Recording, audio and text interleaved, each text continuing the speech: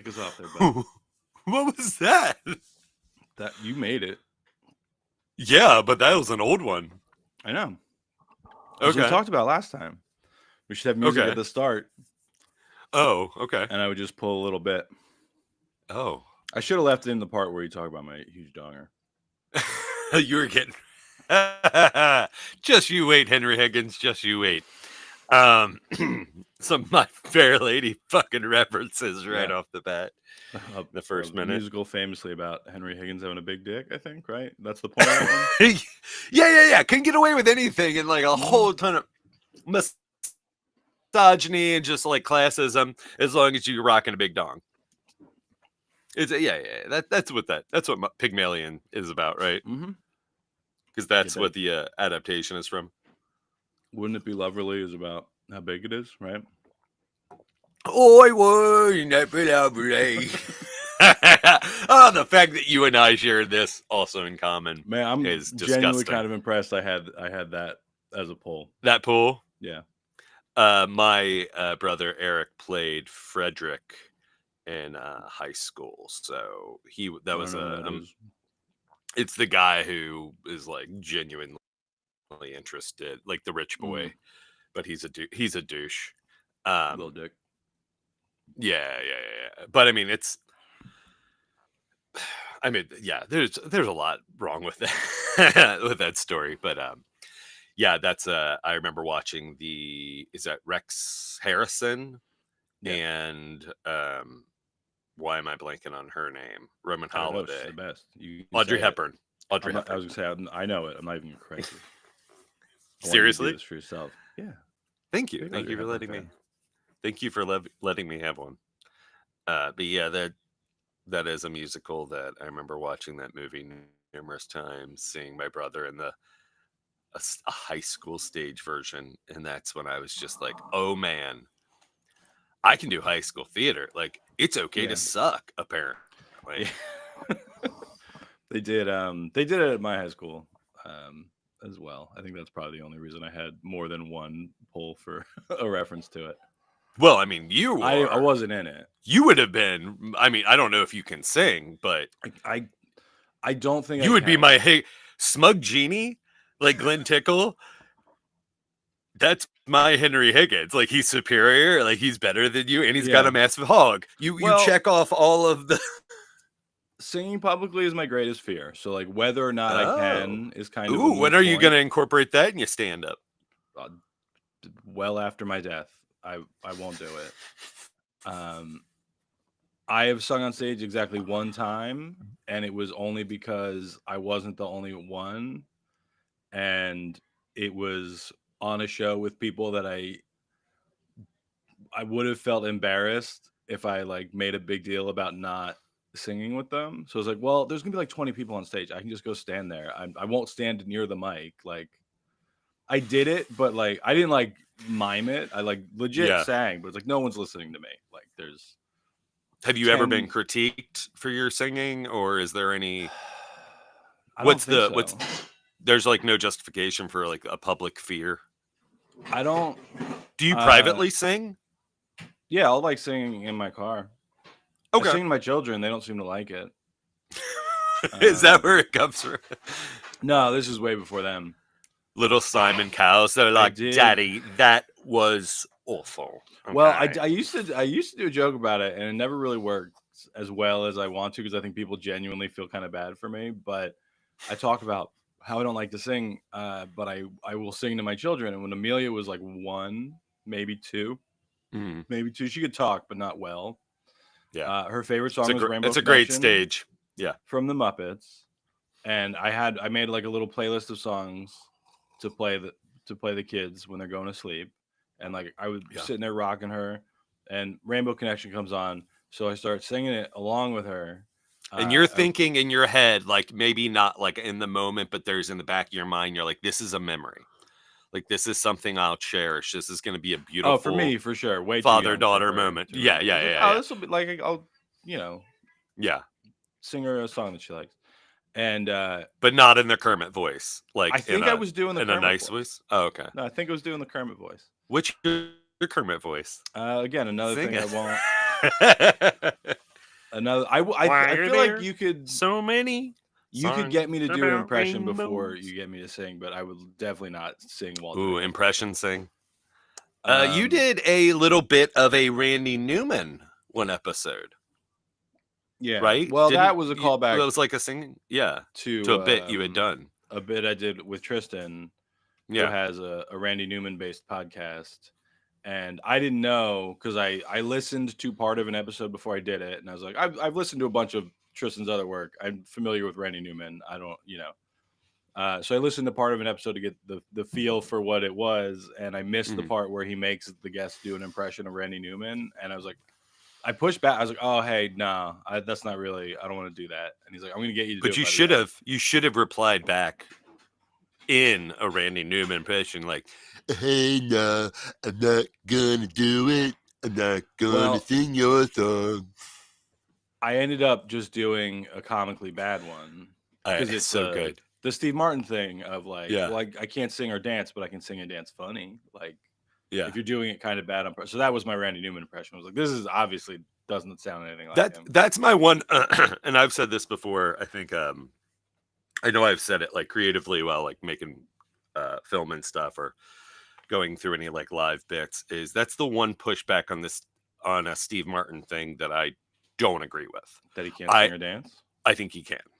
I think that is a now unquestionably can sing, has multiple albums out, and could, right, but maybe at the time, But think about like to finish my story about trying to sing my daughter to sleep. Oh yeah. Wrap it up. Singing a Rainbow Connection as Kermit. Yeah, she's like half asleep, lifts one little baby finger, puts it on my mouth like this, and goes, "Daddy, no, Daddy, Kermit sings. You don't sing." See, I very much relate to that. I am target audience of overthinking, like, oh, this is so precious. This is precious. This is gonna be shut up, old man. On my deathbed. I hate the sound of your voice. See, I think that's what is. Do you incorporate that perspective into the bit when you do it of just like how you're feeling? I think people genuinely feel bad for me is the problem. I think if you overbuild it up in the way that I was doing of just like on my deathbed, this will be the last memory as I hold my daughter's hand. Like that's like if you like super heighten and then do the make them feel worse. And then she reached out to touch my face. I was like, we were in this moment, and she went. She just punches me. Well, stop. Rocky spit. Yeah. Yeah, but I think then if you like fight, you're. I mean, look, I am. Why are you so strong? I am down for going that way.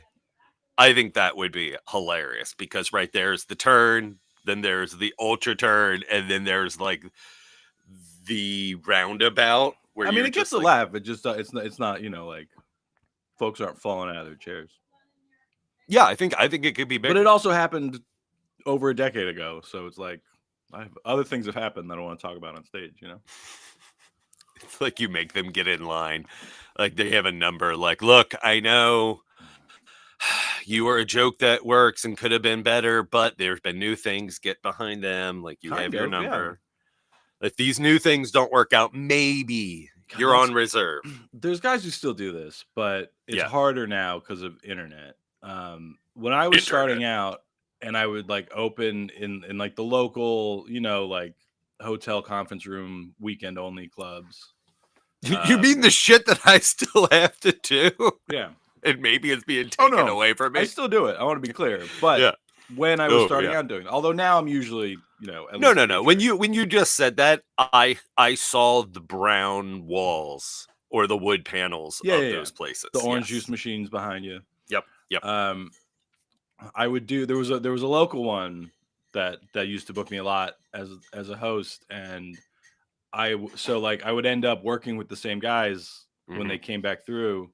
And it's like, oh, you didn't change a word. You did the exact same 54 minutes of comedy that you did. Oh, working at the Funny Bone. You didn't change it from last year. You've not changed that set since 1984. That's why when that guy sent you the comment, and he's like, I've been doing comedy since 1987. I was like, okay, well then your opinion isn't relevant anymore. Shut up.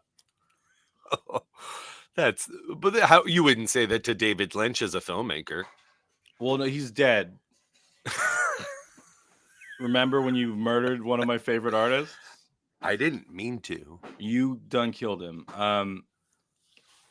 No, but I think even I've been doing this 15 years, and if people ask me how to get started in comedy, I was like, well, I don't know. You know what's fascinating about the part that's not changed is go to an open mic and do it, and then keep doing it or quit. But it's so completely different now from when I started 15 years ago. It in no way resembles how it was in 1987. I mean, I'm not saying there's no useful information you can have someone who's been doing a thing a long time can offer, but it is so different now than God, almost 40 years ago. But even for you and I, and so like me starting in 2005, again, way too long ago, a 20-year anniversary, and I should be way better at this, and I should be less like in this experimental. I don't know. Whatever. We're going to get to all of it. But like, it's changed a lot for me. So kind of different things that I'm doing now. But as you've mentioned, because I do also enjoy other creative outlets like filmmaking or just music. And that's you at your most creative. That's me at my how much time do I that's your Dr. That is Mario. like filmmaking. Like it could be a short, it could be a TikTok, it could be a photo, it could be a music video, it could be a short film, it could be a feature. Jerking at time, it's like I'm like, how much time do I have? Like, how can I light a candle? Yeah. My response is like, you should see me play Dr. Mario. Like, if you think I'm a good comedian, you should watch me play Dr. Mario. You're like, oh, you think I can make a good horror movie? You should see me jork it. Like, that is my highest art form. My Achilles heel, as far as horror goes, is jorking it with your Achilles heel. God, you're more flexible than you look, kid. Ooh, I'm wicked flexible, by the way. Okay. Even when I was at my biggest. It was a weird football comment when I played Pee Wee football. It was the juniors, the second to oldest that you can do in Pee Wee. So I was like 12, and we were doing stretches, and the coach walking around like a drill sergeant as all these kids are like doing butterflies on the ground came and stopped by me and patted my helmet, and he said, "Damn it, Glor, you're flexible." And I was like, thank you, sir. And then just a weird thing to just be like, yeah, I am flexible. Yeah. Why is that complimented? Like that's a I don't know. Weird compliment. Flexibility. Any hoodles. My 7-year-old is very she does ballet, so they do like stretches and stuff, but she's crazy flexible in a way. Yeah, and it's like I'm double jointed, so like I can do the thing where like I pop my thumb in and out that people find gross. I can do like weird fingers, but like if I have to put my shoes on, that's tough. But that's because I have like on top of being double jointed, I have a spinal disease, and I'm old and I'm dying.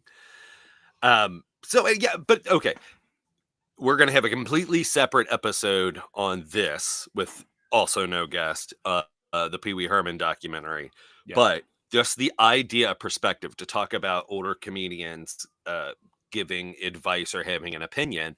If you have perspective, which I think you and I try to actively, because we are also in a world where it was not the same when we started as it is now. Mm-hmm. Like it's a completely, I mean, I think that's what you were saying, like starting off in those rooms and stuff and what you were regulated to. I just mean like seeing those guys who have been doing the same set since the 80s. And it's like, we're doing two different things, bud. Like, when those guys would try to give me advice, it's like, hey, but that's what all this, that's what all of this that is about to be talked about. So if the guy who left the comment that I referenced happens to be watching this or sees it, I'm sure you have valuable insight into the world of comedy. I'm lumping you in with a group of people that I've worked with. I'm sure you're very nice. I asked for opinions. I'm actually not that sure.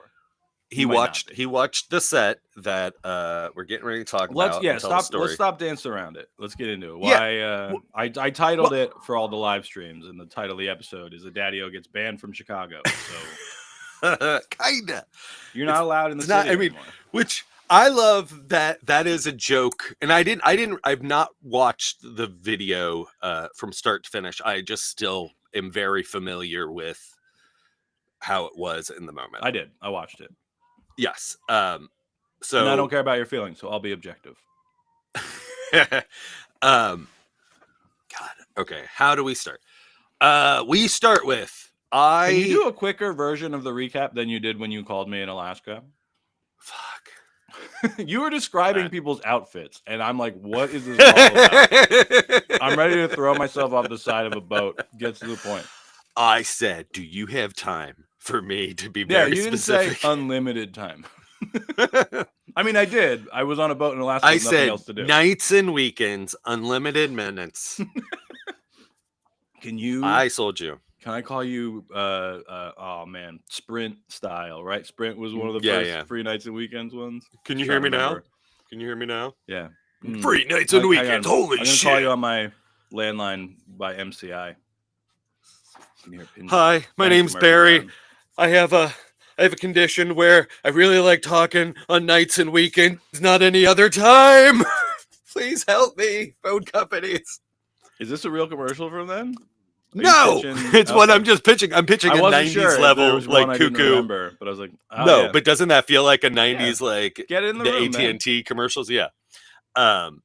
Yeah, I know exactly how it looked. It looked like those clubs that we used to have to start to play on with the wood panels and the green carpet. And do you want to give the synopsis of how this started to make it quicker? I was just pointing to my wood paneled room behind me. Yeah, I love it. I'll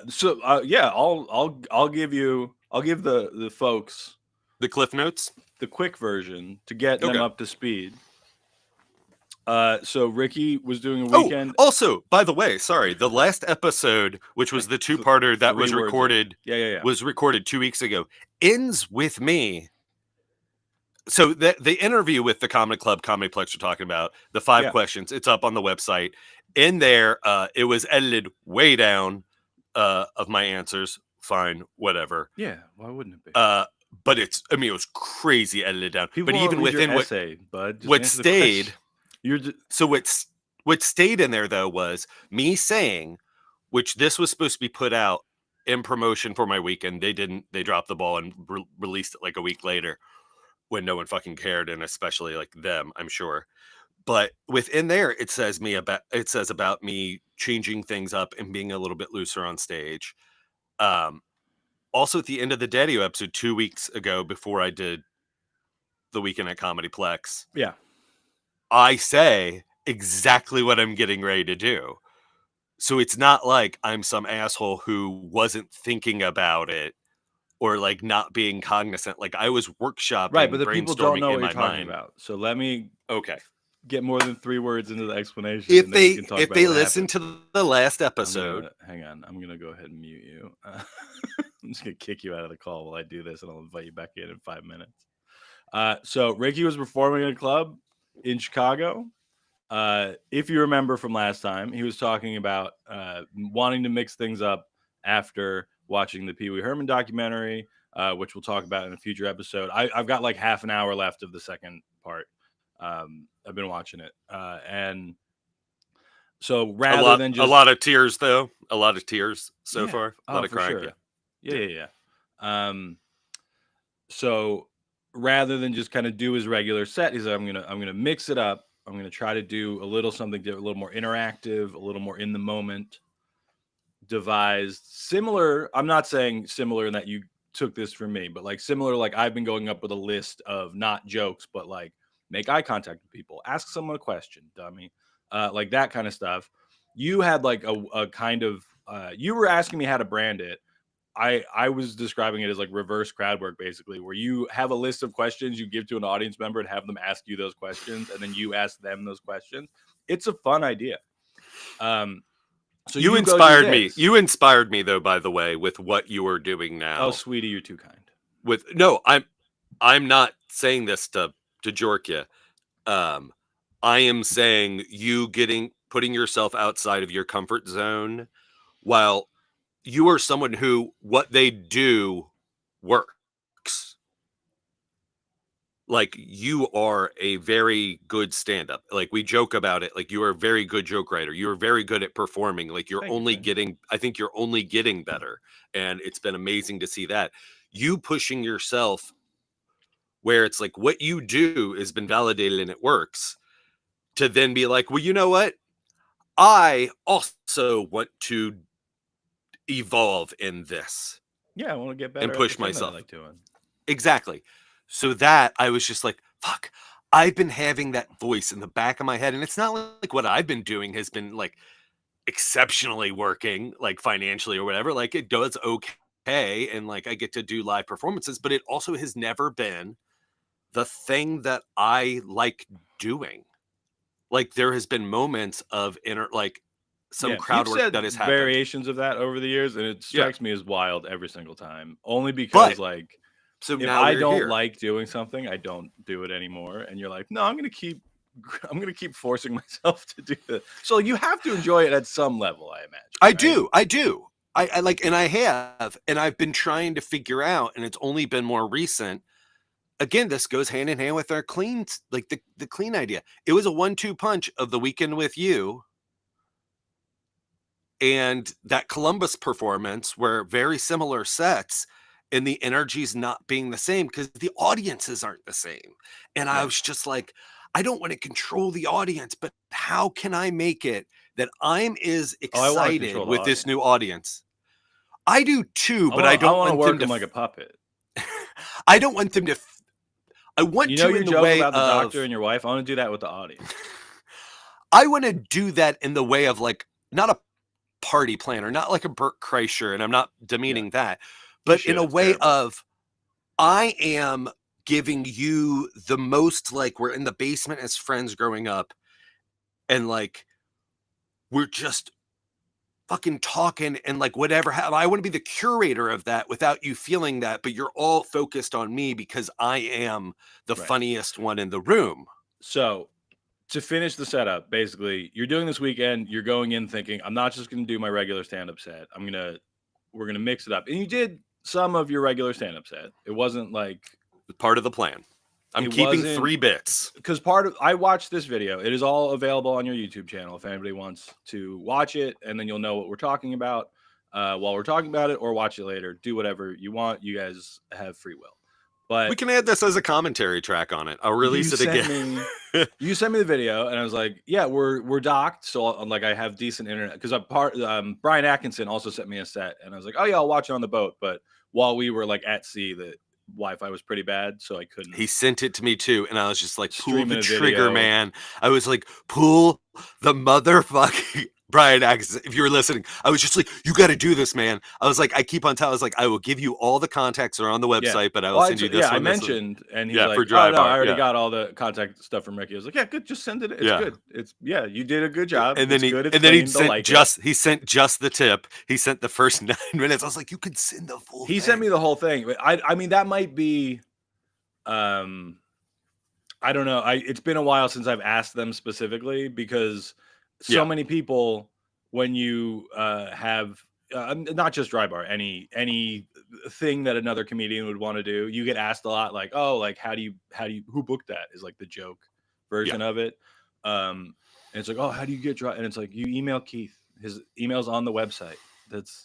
But I got asked so many times, so I asked dry bar. I was like, what do you want me to tell people? I did too when they ask me, because like I don't want to just flood Keith's box, but they're like, no, yeah, that's he loves it. Flood that box. Send the difference from when I submitted to 2 years ago, probably at this point, when they told me, they're like, have them send in the video that they would record. Like they want you to pre-record your set.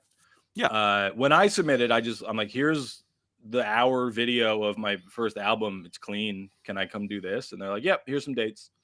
Yeah. And I don't know if it was just because they're like, oh, any of this would be fine, or there's an hour of this, we need 20 minutes of it. Yeah, this is enough. Or if it's just they were doing it differently then. I have heard stories since recording of people kind of not understanding the assignment really and like showing up in Provo and not being as clean as they are expected to be. I have also heard that a confluence of a lot of different aspects of the company, the deals aren't the same either. And so it is because of different things that happen with the company and the popularity and, the app being free and then not, all the different things. They did a lot of things happen at one time. The budget to bring in the comedians was not the same. Yeah. And that changed Mine was one of the drastically. first ones that got released behind that paywall. Really? Yeah. And maybe that helped. Maybe that got enough people excited. No, but I'm saying maybe you are a big reason why people are like, all right, I'll get the app. I want to watch Glen tickle. Give me that tickle. That's the case. Well, because it blew up. You have a very high viewed. Yeah. Yeah, but when they posted it on YouTube, like a couple months after its initial release. Oh, I hate, and we've talked about this. I hate that they named my special "Women Are Weird." Yeah, mine on YouTube, it's like the hardest last name you could ever have. And I was like, why ask me for a title if you're just gonna... And I understand, like, when you're just gonna word vomit. Social media platforms work differently, so like giving it that title is going to get more engagement. But I was like, but put somewhere and we've talked about the description that it's called the favorite.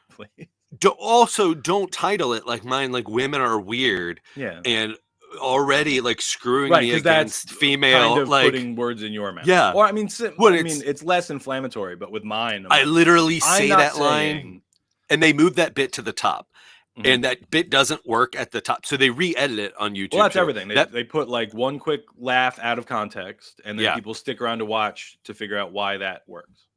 I did that on the trick. I did that on Blessed, which is being the Columbus special, which is being released, but. July anyway, 2nd. So let's get back in. Yes. You went to Chicago. You did something different. You were asking me, you're like, how do I have to do I have to brand this as something else? And when we were talking on the phone before I watched it, I'm like, oh my God, what did this maniac do in Chicago? Like what? Because I know you mentioned, you're like, I just watched. I didn't know if you had gotten my email. That I didn't. I'll read once we get through this opening. But yeah, at the time I know I have what you had yet. Yeah. No, I was looking at beautiful vistas in an Alaskan fjord, and then you're like, "What if I call you about what the feature act was wearing?" But no! Do not make me a petty bitch ass text. No, you weren't complaining about it. You were just describing it to me for some. I was very descriptive. That was one moment where I was like, "Did I tell you that the MC was wearing a romper?" Yeah, I think that. I'm like, Doug, you know I have ADHD. You need to get to the point. But yeah, but I do too, and that's why I bring things that way. Overly specific. Before I watched the video, right? You're telling me what happened, and I'm like, what did this maniac do? Because I know you watched the Pee Wee documentary, and I was like, oh man, did he go full like early Pee Wee? Is he up there? You said last episode, are you going to bring a puppet on stage? And I said, I'm not against it if I can figure it out. Puppets? Is he bringing up a Lou Collar props? Like, oh man, what is going on? And then I watched the video. I was like, oh no, this is just kind of slightly different than like this is still clearly stand-up comedy. Yeah. The questionnaire bit, I'm like, that's like a different kind of bit. Like that's not so wildly radical. But heavily inspired my version of a couple things that I've seen done by what are considered some alty comics, which again, I didn't think alt comic. I thought everything was just comedy. I didn't think people really put parameters, whether you're in a comedy club or in a theater or whatever. I didn't even think about that. And especially the more details of the story that we'll get into. But Todd Barry had done a thing where he had somebody ask him questions, but I knew it wasn't going to be Jay Black does it at the end of almost Todd Barry. He just kind of opens the floor. He doesn't give people questions to ask him. He looks like rather than do crowd work where he is asking people questions, because I think just similar to me, he's not interested in what they do. He's like, no, if you guys want to ask me about me, I would love to talk about me some more. And those are usually like, rather than posting crowd work clips of him like, oh, like, what, you guys dating? He will he will post, rather than material, him answering questions from audience members. So like it's not so far afield from stand up what you were doing. But when I watched it, I was like, this is not as wildly different as I was expecting it to be, based on how you talked about what you were going to do on the episode, and then the response the club gave you, which is the point of this story, is that it was bad. The response from the club, I want to point out, not the response from the audience that you can hear laughing in the video. It's a good set, like objectively. I joked before and said I don't care about your feelings, so I can talk about it objectively. I do a little bit care about your feelings, but it's a good set. Like I think. Be clear on the phone when I explained to you what had happened and the confluence of events. You having seen the emails or not seen the emails, just getting you through what had occurred up to that point. Way more things that happened after that you and I have now talked about. Yeah. So hit us with just snowballed and added to it. So we've covered kind of what the set is. People can go watch it if they want. But hit us with the time frame from end of show on Friday, start of show on Saturday. I think that's the juicy bit.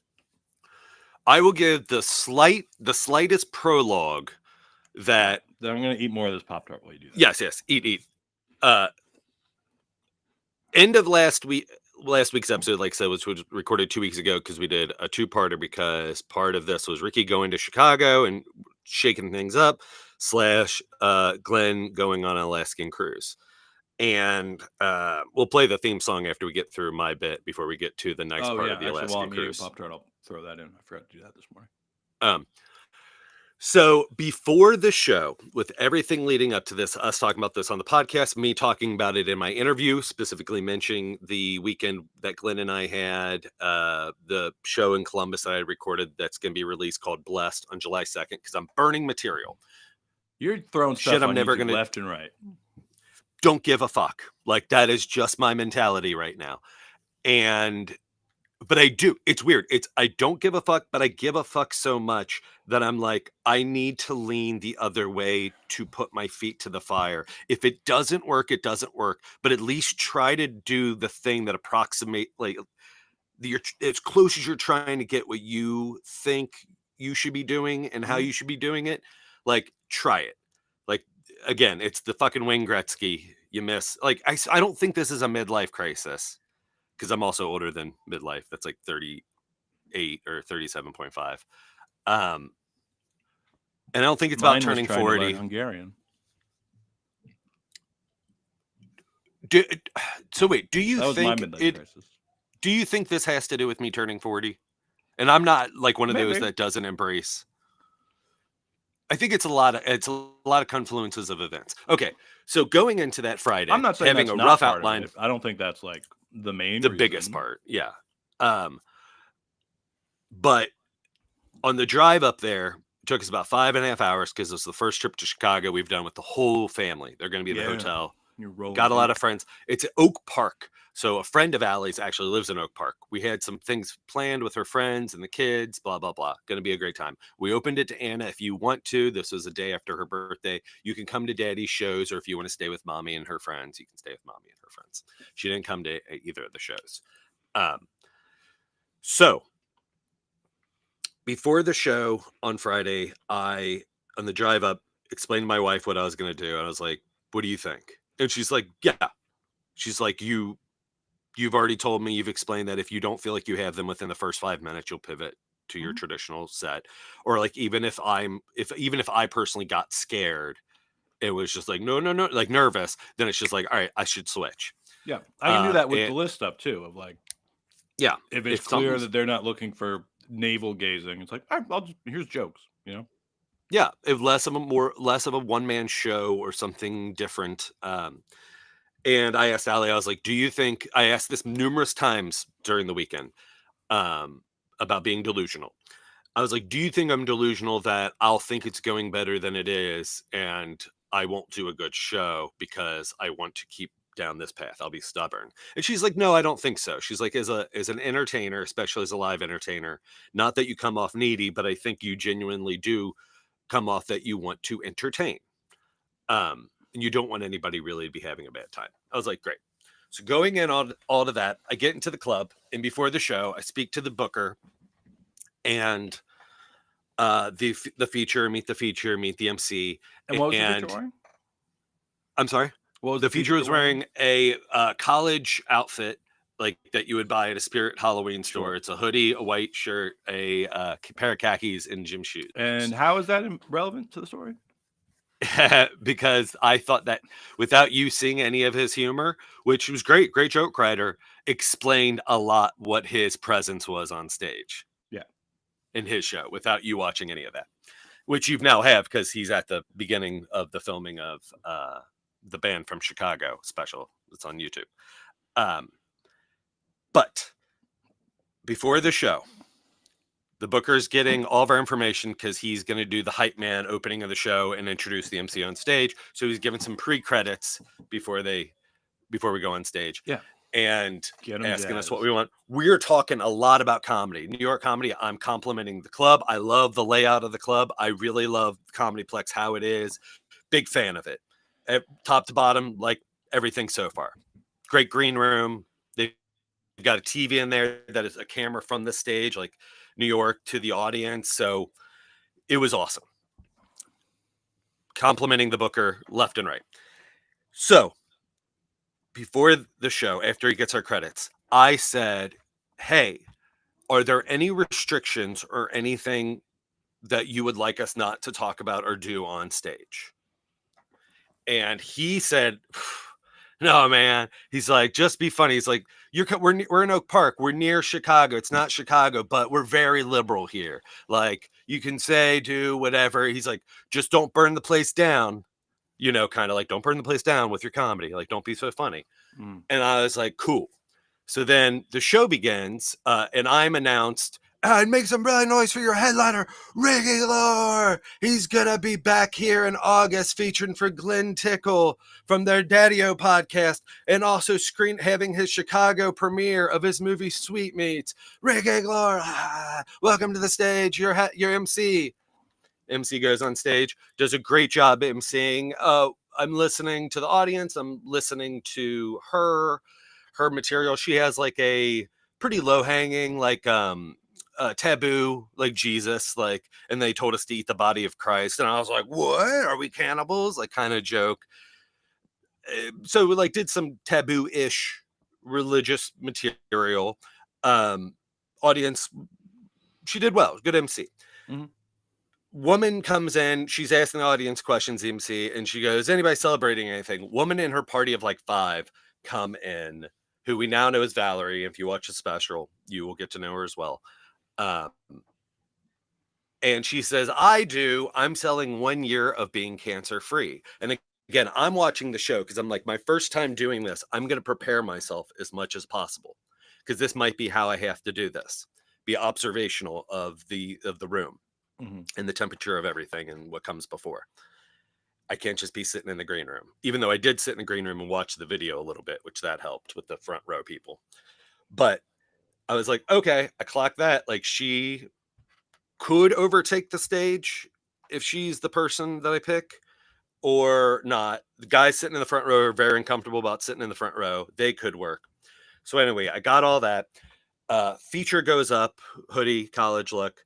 Does his act, very much a joke writer, very little personal. He tries to say some things are personal, but it's like jokes. Mm-hmm. Like the bit I think in my video is the wrestling being fake and like we don't tell anybody. In the video that you posted, there's like a good couple of minutes of that dude. Here's the one reason he did very well. The MC did well at emceeing, getting the room warmed up. He came up very joke forward, joke for 25 minutes. And and he did very well. And I wanted to leave that in. So there was a comparison.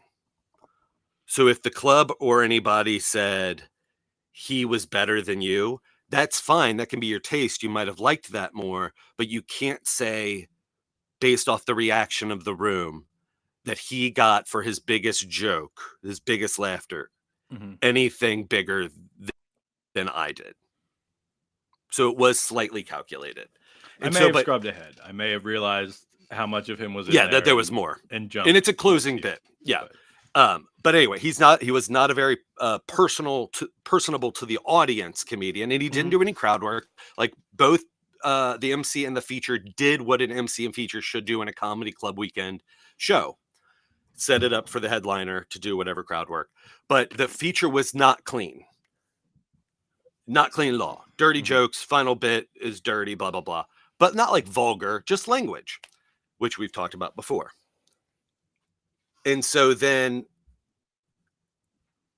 I go up and do the show. It's the set you can see. Afterwards, and I feel like I have them.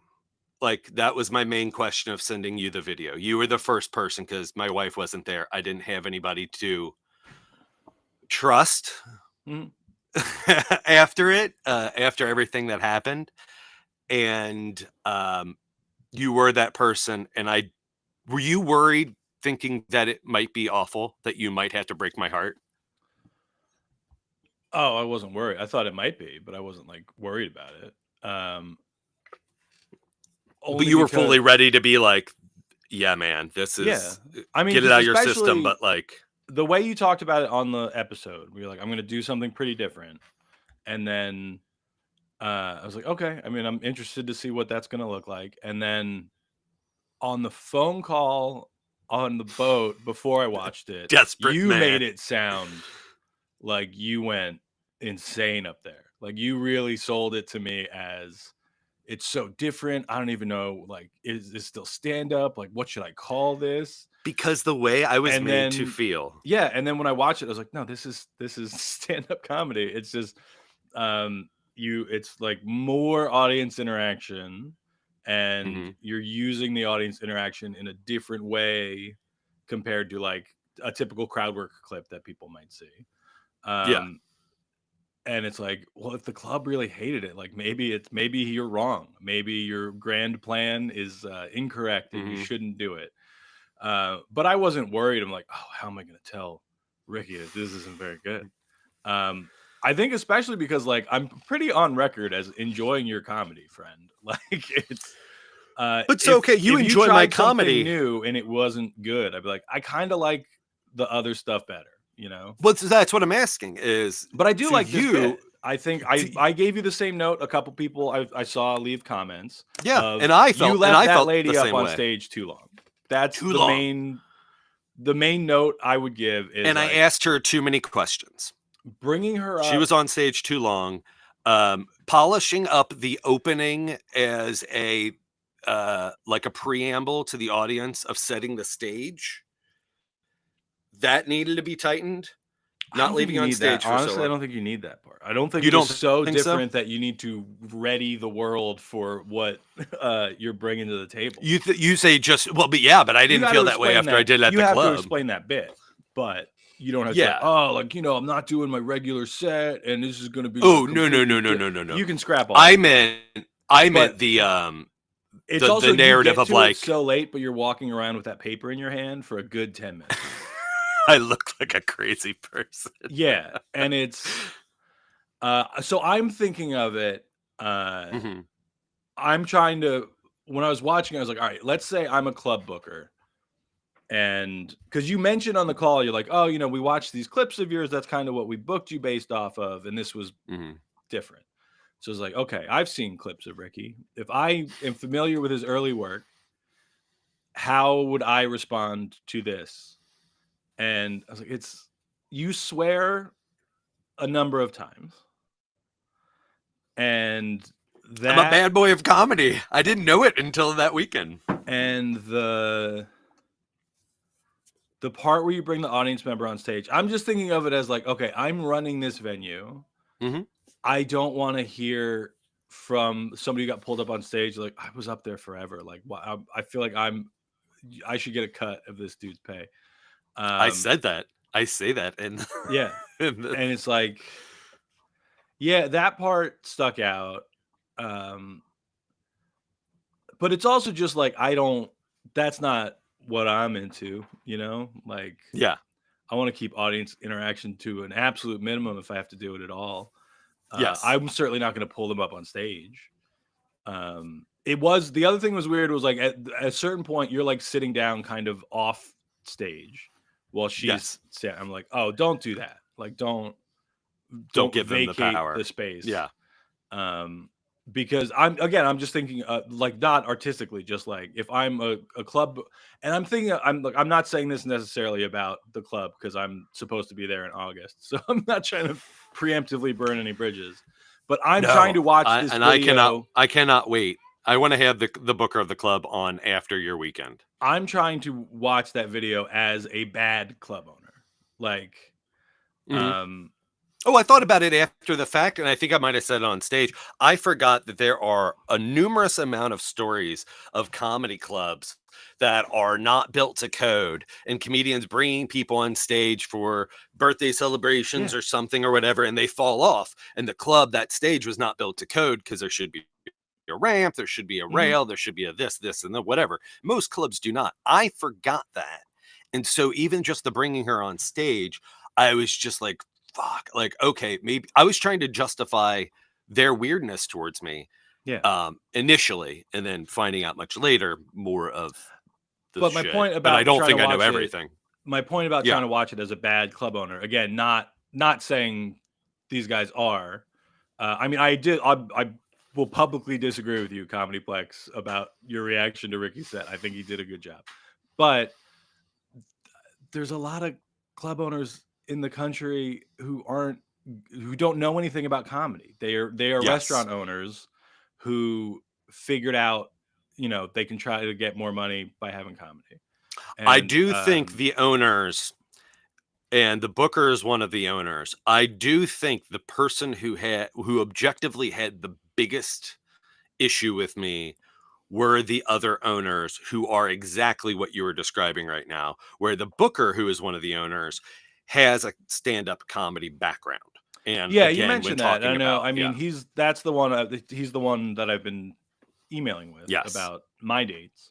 Um, Seems to know what he's talking about. So again, I'm not trying to call them out specifically, hmm but I've done enough comedy in different venues where it's like, oh, you don't know who Mitch Hedberg is. Like this is yes, just yes, this is just a wing place essentially. yeah. Um, and so I'm trying to watch it as someone like, I'm like, all right, let's say I don't understand the high art of what Ricky is doing. What do I object to? And it's like I hear people laughing throughout the video. You discuss this. I have to help my wife take my twin boys out to the van. So Okay, you explain your reaction to watching the audience reaction, because sure. that is what is being questioned. Yeah. I was told I did not have them, and a majority of the audience was not engaged, was not having a good time, and a lot of them asked for comps. Yeah. Go help your wife. So, audience, you can go watch the set, and I encourage you to. But it's not that different than regular stand. The part of it he does, bits that I've seen him do before. And then he does this thing. He's carrying around this paper the whole time, which again is a little distracting because he's holding it for a good couple of minutes before he addresses it. But he brings this woman on stage, has her ask him a bunch of questions, which I think is funny. I do not think he should have brought her on stage. And then he leaves her up there for quite some time. Also, he kind of sits off to the side one point for a while. So if I'm watching it as a club booker, I was like, well, I'm now watching an audience member do your job while you kind of sit off to the side. So I think that might be part of it. But listening for audience reactions and stuff, I've complained a lot about the idea of laughs per minute over the years. So I wasn't like measuring it, but yeah, people are into the set. People are laughing along. There's one lady you can hear who a couple of times, not heckling, but she's like, oh no, no, no, no, or like stuff in response to stuff in a way that it is hard to tell if she is on Ricky's side or not. So if I had to guess what audience members might have complained, I think maybe her, but I don't think the lady who got pulled up on stage complained. She seemed to be having a lovely time. Her friends seemed to think it was very funny. There's a lot of laughs from other people in the room. It's just one camera in the back of the room, so it's not like there's not like a shot of the audience that you can see people reacting. But throughout the whole thing, it does seem like he has the audience, which is, the term I think that came up in the email from the club and in some of the comments from people, because he put on TikTok he explained what happened, and he's like, comment and I'll send you the link. Like, send me a DM. I will send you the link to the video, and you can tell me what you think. Before he put it up live, and a lot of people were like, "Yeah, no, it's a good set." But a guy that I referenced earlier, he's like, "I've been doing comedy since 1987, and it does not seem like you have the audience." And I think he's wrong. I think you're wrong, old man. And again, like, there's notes that I would and gave after I watched the set. I told him, I was like, "You left that lady up there too long. You shouldn't have left the stage. You don't really need to bring her up on stage." I like the thing where he makes an audience member ask questions. The video cuts off before his closer, which uses the answers to those questions to like pay off. I think he said it's a Civil War letter, where it's like kind of like a Mad Libs, but like it brings it all back in. There is one part where he asks, "What's the most recent part of your body that you have injured?" And somebody goes, "That's too personal," or like, I forget the exact line. But that, welcome back, everyone, to the show, Ricky Glore. I was telling them, kids are going to the splash pad. Oh boy. I was telling them that at one point when you're going over the questions, you ask the woman, what's the most recent part of your body that you had injured? Yeah. And it sounded like a couple people turned on you there, but not like for the rest of the set. Just like in the moment, they're like, "That's too personal." I think one lady literally said, such an interesting. Yeah, that was one thing I clocked too, that I was just like, huh, why is that because I was like, I don't think of that being a weird or like. It is, but again, I learned that. Like, I didn't know, and then I'm like in college, I had this sketch. I think it's just the way it's worded is like a little awkward. Okay. Well, again, like if you said like, "What's your most recent injury?" I feel like that's less off-putting than be like, "Tell me your body part." Hey lady, what part of your body done got hurt? Was it your heart? Like that's I think, yeah, it's the way it's worded. Again, I learned that, and I learned to like, I was like, okay, we'll get to after the show. Yeah, but hang on. The main point I was making while you were gone was that like there were notes that I would and have given you about the set. Where like if I'm the club owner, because you told like in between shows, you're like, "Hey, like I feel like it's a little weird now after last night." Like if I'm the one you're saying that to, and you're performing in Tickle's Comedy Concern, which is what I would name a comedy club, I'd be like, "Yeah, actually, since you asked, yes, here's some stuff I think you can do a little better." But it's not like, "Hey, we're canceling the show. You need to get out of here. Leave Chicago forever." This isn't Chicago. But it was just like, yeah, it's you left that lady up there a little long. It's weird that you asked her about body parts. You kind of left the stage for a while, and it's all stuff that I told you. But it's like, yeah, like maybe do a different Saturday. Notes that I was excited and planning on implementing during the day. And I also, after all this, would have sent you probably both sets and been like, "Ooh, so it's getting closer to where it needs to be," right? Like, I didn't see the difference. Well, no, because Saturday wasn't because Saturday was not a second bite of the apple of doing things the way that I did Friday. Because the other thing, is when I was watching it, I was like, okay, if I'm an audience member, what about this makes me ask for my money back? And the only thing I can think of there is, if I'm going to see you, Ricky Glore, a comedian I know from Dry Bar, and you say shit and fuck a bunch, I'm scandalized. Ooh, Lordy, I got the vapors. Please give me my $25 back or whatever. Even though the feature act before me cursed as much or more. Yeah. But that's the thing. Like, well, if that's the case, then they complained about the whole show. Then they not just Ricky's show, format. Yeah. And also, which I have not questioned the booker. That's a thought that I hadn't even thought of when asking, like, well, how many comps did you have to give out? And like, well, we had to give out even more after Saturday. And I was like, well, how many? Like, what's the number? Like, if this is a thing, then you know the number. It could never tell me. But I never thought to say of like,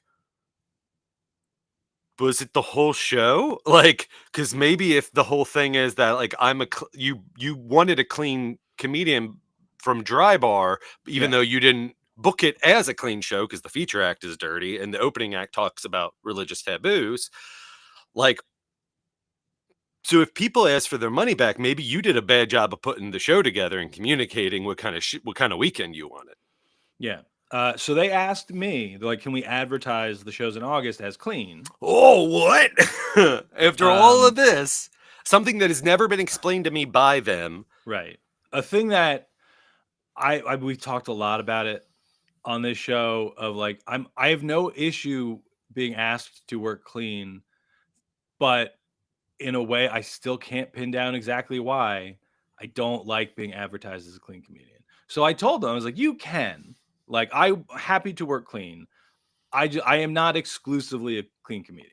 Yes. And then I've not. They're just like, we don't want another Ricky Glore situation. I've not heard about, but I tried to make it clear. I was like, if you want me to work clean, I'll work clean. Oh, that's not, they have not responded back from. But they didn't. Yeah, I've not heard back. I just wanted to let them know that, like, yeah, it's not the only thing that I do. Yeah. But let me know if you market it as clean, because like mine was not clean. The clips that they shared leading up to the show involved crowd work and not clean. But even if the shows that I do where I don't have to be clean, I'm still gonna be clean. You know, I might say a bad word in the middle of an otherwise clean joke. Whatever. Yeah. It's not like, oh, okay, this is the set where I talk about railing broads. Like it's. I mean, I have that written. It's the same jokes, you know. Which, and like what you saw me do, except for like the off the cuff stuff, like the pre-written stand-up bits. One which was from my first album, old bit, but it was written when I lived in Chicago. The Backstreet Boys car alarm. Yeah, that is also just to get like the audience participating in something before I specifically get them to participate more. Yeah. I purposely put every time I've seen you do that bit, I'm surprised that the audience sings along. Yeah. But because Glen Tickle now famously, I didn't know, but as of this episode, hates. Have I really not told you that before? I've never known I won't do it. But the trivia night that I've been hosting, part of it is I play a song. You never told me, because remember I made the joke about us doing a song on stage to open our two-hander shows, and you never even then said, I guarantee you, I think you said I don't want to do that, but you didn't say it's because. Oh, I might not have specifically said it's my greatest fear. Yeah, it is interesting. But no, because I think I pitched the idea that we do a song, but I meant like I will play a song on the piano and you can sing a little song or whatever. Oh. I don't mean I will sing. I will not. Yeah. But then I think you should come out in the tux in the suit, and then I come out in a sexy red dress. Part of it, that's a good idea. Just grab it style. Part of like the doing the list and like the self-improvement stuff in my new hour is like I have had the thought, what if I do like work towards being able to sing a little song at the end of a show? I don't. You heard it here first. I think it's going to take a lot longer than the end of September, or a lot more money. I can't announce it for a couple more weeks, but I'm doing that as a show at the end of September. Somewhere in the world. I'm gonna say it. I'm gonna say it right now. It's going to take longer than that for me to cross that hurdle. Well, because I've played violin on stage, a thing I don't think I'm good at, but the joke is I make the audience sing over me playing because it's Eternal Flame by the Bengals, because it was the first song I could play on the violin for some reason. And she was there for your that's still questionable. Your John Hodgman show? I was doing John Hodgman show at the Bell House. Yeah, he knew the bit I was doing. Man, that's why you're good. You're doing cool fucking shows like I'm doing John Hodgman cool at the Bell House. Yeah. So he knew the bit I was doing. I explained it before. I didn't just like show up randomly with a violin. He asked me to do it, and he's like, "Oh, like what do you want to do?" And I was like, "Oh," because he asked me to I was opening the show, and I was like, "Oh, I've been doing this thing with the violin." And he's like, "That's very funny." And then I get there, and he's like, "Oh, so you're playing Eternal Flame, right?" And I was like, "Yes." And he's like, "So you know, Susanna Hoffs from the Bengals lives in Brooklyn now?" And I was like, "I didn't know that." And he's like, "And a friend of mine." And I know her. I was like, "Oh, that's great. And he's like, I invited her to the show. And I was like, please don't. I would actually That rather. Is, God, I hope this. There's part of me that hopes it's a bit, but then And as far as yes. this goes, where this goes is. So I think up to that point, it is all probably very true. But the part where he told me she was there, that is the part where I've asked him about it a number of times. He will never admit whether or not it was a bit. That's amazing. She did follow me on Twitter before I bailed. Have you ever told this as a bit? Maybe if I do the violin thing again on stage. Okay. With something else. Yeah. Like I feel like outside of the because then it's just me talking about another bit that I did one time without having done the bit. But he won't admit whether that's so funny. It was, but I'm like, there's no other reason other than like I was already following her and like interact with posts sometimes. Or he is friendly with her and then send a text and said, hey, I'm fucking with this guy. Can you follow him on Twitter? Can you follow this kid? I'm gonna make this kid poop his pants. I'm gonna have the long con. But it's like, oh, don't invite this woman to listen to me ruin her beautiful song. Because it's a song that I genuinely like. Well, and a celebrity that you've probably crushed on. Yes, absolutely. Not to be gross, but yeah. No, it's not being gross. It's just like. But the reason it's that song, by the way, like it is the first song I could play on the violin. But it's a song that I genuinely enjoy. I think the reason that it's that song is because of the Zach Galifianakis's Comedy Central Presents, because he brings out an a cappella group to sing it while he does like flipboard based jokes and like he rips off the outfit he's been wearing. He's got like a dance leotard underneath. It is like one of my favorite bits from any Comedy Central Presents. Yeah. It's also like the group that is doing it's a very beautiful cover of that song. And when I was learning violin, it's a hard instrument to play. So I'm like, I'm not good at learning instruments. I'm like, I need to know the song. Like I can't, I can read sheet music, but I'm not good at it. So like, if you give me sheet music for a song that I've never heard and I play it and it's a song, you'd be like, I think you're trying to play this or whatever. Right. But if you don't know the melody, if you don't know how to express the melody, if it's a song I know really well, I have a much easier time. So it's like, because you understand time signature and stuff, like how fast it should be played. And Yeah. I'm not great at that part. Okay. So it helps if I know what it's supposed to sound. That's what makes sense about it. And also, like when I learned to read music, I was learning on a trumpet where you're playing one note at a time.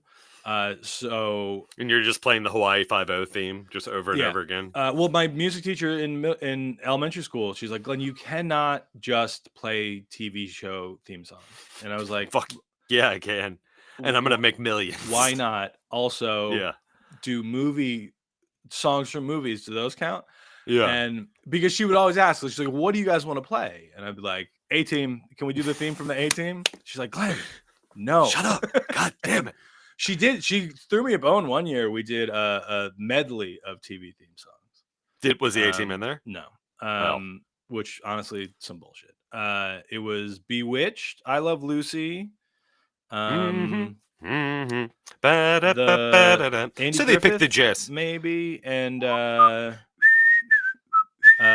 It to Beaver, the March of the Toy Soldiers. Ooh, how does that go? Couldn't tell you. I think that was the other one. And then I got to do like a joint band. Ooh, I Love Lucy would have been a good one. That was a good one.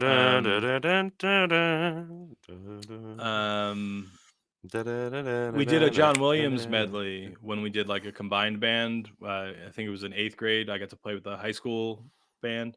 Do you ever do Planets? No.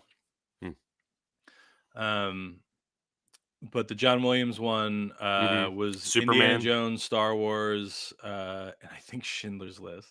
Not Superman? That's wild. I don't think it was. Ooh. I mean, he's got a lot, but I feel like Schindler's List was the one that stood out as like, does this go with really? Like, if you're gonna pick Spielberg, like another Spielberg, like Jurassic Park, like just like end with that. Schindler's List. Maybe like, that was in there too. I don't remember how many. It was a long time ago because I'm old. Yeah. It wasn't one of the most pivotal moments of your life. No, I mean I felt good about my trumpet playing ability. So do you think it's a good thing that each of us are doing so self-reflective? Like, yeah, you think that's healthy? Should. Yeah. You think that's healthy though? You don't think it's crisis? No. Okay. I mean, that might be part of the impetus for it, but I think it is like looking inward and trying to improve yourself. Hey, my penis works fine, buddy. All right, let's not throw words out like impetus. Oh, because I said looking inward. I'm not saying impetus. It's inverted. Oh. I'm saying impetus. I was making impotent. I didn't follow. This is why I just need to stop doing comedy. Like, that's what we're here to do. This is what we're here to say. Live Ricky is. I'll have to do a lot more material. If you quit now, I will have to do double duty this weekend in Ohio. When we do the Duncan Theater in Killbuck, Ohio, Friday, and then Crackpots and Maslin on I'm Daddy's so Day. excited to do the Crackpot show. It's a great space. Yeah, I hope it's well. I hope both shows are well attended. We can get butts and seats in between shows. I have to go do a show at a campground with all of this hot controversy that is going on surrounding the bad boy of comedy, Ricky Glore. So after the show, we get done with the show, and I go out and I'm logging all the notes, everything that Glen said as a note, besides as a criticism that you said that you would possibly have as a comedian to make it better. You also gave suggestions of how to fix a few of those things. Yeah. Sorry, my 7-year-old is sneaking by. Yeah, long shirt. That's what Anna's been wearing a lot, and she just turned 6. There's a lot of long sleep shirts. She's out of like the princess phase of wearing like the gowns. So show ends and I'm clocking those notes that you said, and your suggestions are fantastic, by the way. That's suggestions I'm going to implement. Yeah, I'm right about a lot of stuff usually. I know. Again, you're very good at what you do. And you're helping me, and which is great. Trying. Very happy. Very happy to have the benefit of someone too, who isn't territorial, vindictive, or have any weird. Because that's that thing of like you ask sometimes comedians things, and they're just like, ooh, like the who books that question. I just want to point out, look, I'm not territorial. I am vindictive as hell. But I've never done anything, I think, to get that wrath yet. Part of what except for the spray, my cologne. Part of what I love about your posting the thing as like banned from Chicago is like that is some Glen Tickle level petty ass bullshit, and I love that for you because I have to own it. Because then it's this perception of just like, what do I do? Like at the end of the story, like do I ask you the choose your own adventure after you hear once we get to the end of this, where we stand now? Do I hang my head like a sad dog and like not try to do what I want to do? And also concurrently with that is, or do I just use this? I'm just like, yeah, and this is why, and this is what it is. Also because I disagree very hardly, and I don't even think I know the full scope of the club's frustration. I think you, with the email about it being clean. The Occam's razor of it all is they thought you were going to be clean and you weren't. But then don't book a show that isn't clean leading before me. When I ask what I can do, and I ask about language, then you tell me what's up. So I'm not saying they're right to for that to be the case. I'm just, simplest explanations. And that's the most recent information for this story that I have. It's almost like we are usual suspects. We're working our way backwards. Yeah. Can you work clean to you? Again, doesn't answer my thing fully. It's not. But it does seem suspicious that all of this that's leading up to this that went down also has an epilogue of that. So after the show, I get off stage. I'm clocking the notes. What I'm going to do, what I'm going to work on to make it tighter and better tomorrow night, because I feel like it went well. I feel like I had the majority of the audience liking it. Big response at the end, even though that 2 minutes isn't on the special. I explained what the bit was the Mad while Lib you were gone. And so I head off stage. I grab my stuff from the green room. I have my postcards with the QR code to scan to see Blessed when it drops on July 2nd, which I explained was me. That's me burning the old conventional traditional way of me doing stand-up. I had already been doing that by getting rid of impressions. Now it's really trying to work on the better version of me on stage and as a comedian. Mm-hmm. So people are stopping. At least 10 people hung around for a good 40 minutes after the show wanting to kiss, really verbally, like husband and wives talking about having a kid. They saw you from across the bar and they like your vibe a little bit, like, but just a very, the people who came up to me ranging in age, race, religion, like economics, way of life. It was a real college brochure of people lining up to talk to me after. Old dudes, young chicks, like, but that's study group from Community. But it literally was. And like this older guy, he's just like, he like almost like pulled me aside and he's just like, I thought that was amazing. And he's like, he's like, you just said that thing of like, you had never done this before.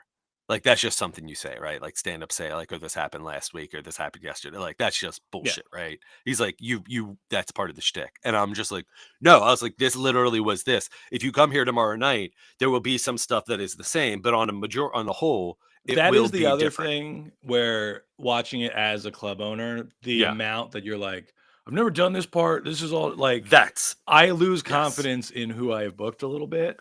Where that's why I was like, you can scrap that part. You can just do the bit. Like I don't think the bit is the problem. That was my nerves. I want your takeaway to be that you should keep doing this. Yes. And that is one of the things that like I was learning of when I come on stage, like the presentation of this is not, I've never done this before, and not this is shaking the world up and this is completely wild and kooky and crazy, is getting into it, be like, I want to get to, like, I'm trying to get to know myself and blah, blah, blah, blah, blah. Yeah. Again, all that I think is fine. The part where you kind of oversell yes. how untested what you're about to do. How crazy it is. Yeah. Because one, I don't think it's that off base from regular stand-up. That was my nerves. That was me trying to give myself a safety net of improv. But again, I asked the audience, did you mention about knowing who I was? No. Okay. In the audience, there's crickets, and it worked to my favor because they don't. But so then they came and wanted a clean show, and they wanted comps because it wasn't whatever the reason was. Yeah. So I get off stage, a bunch of people talking to me. One girl in the front with her boyfriend or husband or whatever was like 28, like late 20s, looked like early 30s. Came up to me. They came up to the feature and they came up to me, and they were just like, that is the most we have laughed in a long time. And she specifically is just like, I loved how raw you like blah blah blah this, and she's like, it was so spontaneous. Different people coming up to me saying the same thing, grabbing the postcard. They're like, can't wait to check this out. One older woman, a blue-haired, was like, can I take a couple? My son is really into stand-up and blah blah blah. It's just like, yes. So again, I don't think you understand how this works, lady, but yeah, take a few. Yeah. I was like, you only need the one. Hand them out. Like, be my barker on the side of the street corner. But again, there was enough of a response by the people who were there that came up to me. I didn't see anyone charging out. I didn't see anyone run up to the manager. Could have happened. I don't know. But what I do know is, as verbose as the booker was with me about talking about comedy and loving comedy before the show, could not be found after the show. Was not one of the people that came up to me and said, not even just good show. So immediately I was like, huh. So by the time I talked to everybody left. I don't see anything weird besides that. That's the only Spidey sense thing that's going on. I go and put my stuff away.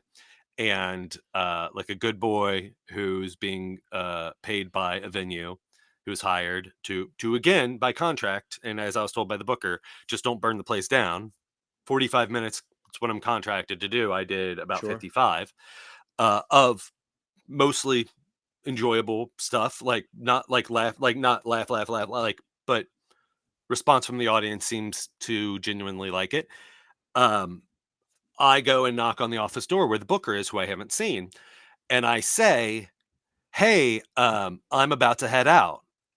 And he like turns from his conversation and goes, okay, like I'm an imposition. How dare you speak to me? And I said, anything I need to know for tomorrow night?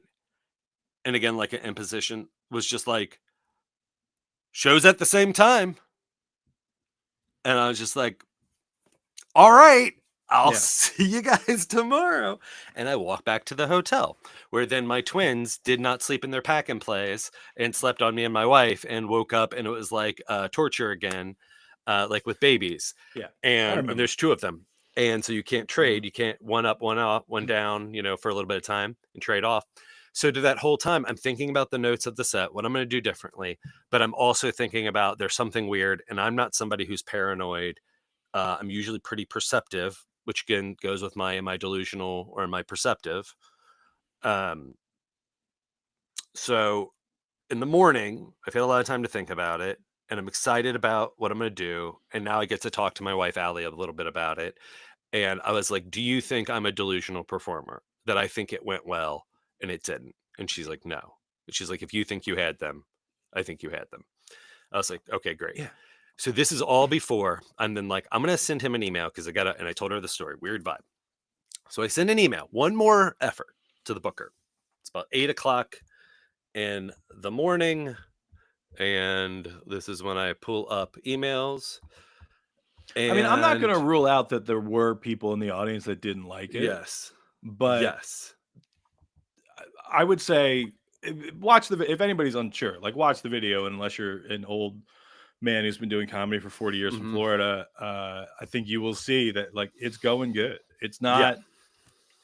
I think I like that you put it out in response to this.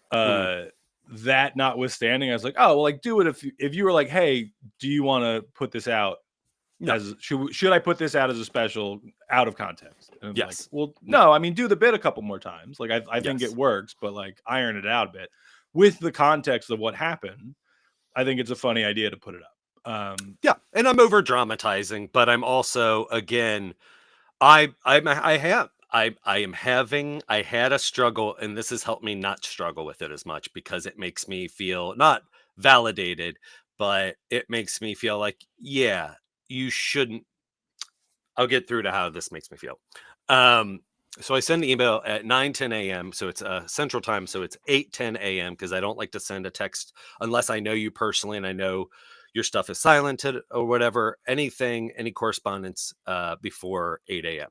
Yeah. So again, last ditch effort to find something out before that night, before I start my morning and enjoy the day with my family. I said, hotel and club are fantastic, sir! Exclamation. Just got all the kids ready and we're heading for breakfast in the Children's Museum! Exclamation. Did you get a chance to watch the whole set last night? That format is a new one I'm working on. Did you feel like it worked? Asking his comedian sensibility. Mm-hmm. And then I followed up a little bit after that. And said, and sorry, because I was thinking about it, and sorry about not letting you know about a second mic. I didn't even think of it! Exclamation. Thank you all for being so on top of it! Exclamation. And then an hour after that email I got from the booker, good morning, Ricky. Space. I hired you for this weekend based on the clips and videos I've seen online, period. That's the show I feel fits best at my club. I don't know what that show is. I don't, in my head, I'm like, I feel bad because now all the things I thought could be possibly an issue are. The weird feeling, the vibe that I got was true. So then I pretty quickly responded after talking about it to my wife 5 minutes later. Okay, that's why I wanted to check and see what the vibe / feeling was about last night. I will do the more traditional show tonight. Booker said, thanks, and I hope the kids enjoy the museum. See you tonight. And I said, of course, that's why I asked. We're here, and they're loving it. Had a great breakfast at Breakfast House. Looking forward to the show. See you later! Exclamation. So then I got to the club, feeling pretty ashamed. I felt bad. I felt like I again felt like I had dupe them. And I mean, I don't know this dude. I've emailed with him a couple of times. Initially, just on group emails with you, and then to talk about my specific dates. I am again just trying to think of like as a club owner. I think besides maybe they were expecting you to be cleaner than you were, but then again, also, nothing that has ever been communicated to me. Right. If it's not advertised as a clean show, or even discussed with me in retrospect. As like we messed up, we're going to take it on us a little bit. But again, I mean that also might be audience members. But you made the point of like I asked, nobody knew who I was. Yeah. The thing where you're like trying out, it's not just like I'm doing a new bit. I'm like I'm doing a new half of the show essentially. Mm-hmm. Is maybe the part as a booker where I was like, well, I don't want you. I didn't book you to come like don't be workshopping. You know.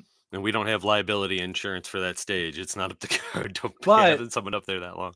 I think the fact that it went well negates that. Unless, I mean, it might just be a personality thing of like.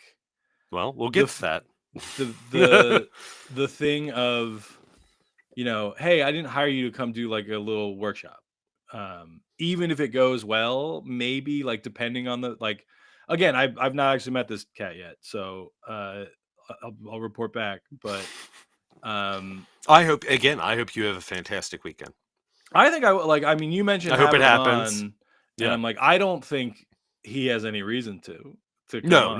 I don't think he will, but I still want to ask him after you do your weekend. Yeah, that was my only ask of like, let me get this because when you brought this up, I was like, oh, do you want me to tell them to kick rocks? Because I can also immediately just not go to Chicago for a weekend. And you're like, no, do them. I was like, oh, I mean, I will, but but then you're like, oh, could we have him on? I was like, it's gonna if I am him in this situation. I said, can I ask to see? And you asked to come on the podcast with me, a guy I've kind of given a negative review to, and his friend who I have at my club in a couple of weeks. Mm-hmm. I turned that down 1,000 out of 1,000 times. But then as me, I was like, worst case scenario is I lose the weekend, which I've already offered to just bail out of. And it's not concrete yet. You've not done the weekend. So until you do the weekend, it's not been advertised yet. I know. That's what I'm saying. I looked while we were recording. Sorry. And I apologize that I don't think I would have also made the decision to do all of this if you hadn't have also already said, oh, are you like, I'll tell them to go fuck themselves. Like, for sure. Yeah. I do stand by that. Yeah. But since you said no, go ahead and do them. I'm going to go ahead and do them. I even proposed maybe I do exclusively a dirty show that is at the same exact time. Yeah. And I call it Ricky Glore, Bad Boy of Comedy versus Glen Tickle. Banjos it. Yeah. Clean Boy. Yeah. Mr. Clean. Mr. Clean Tickle. Oh yeah. Well, I mean, when he asked, when he's like, hey, we're gonna book local open. Oh, so that's okay. So Saturday I get to the club. Let me move this camera. Yeah, I've not really talked to you much about how Saturday went. So okay. So but Saturday. Actually, wait. Before you get into Saturday.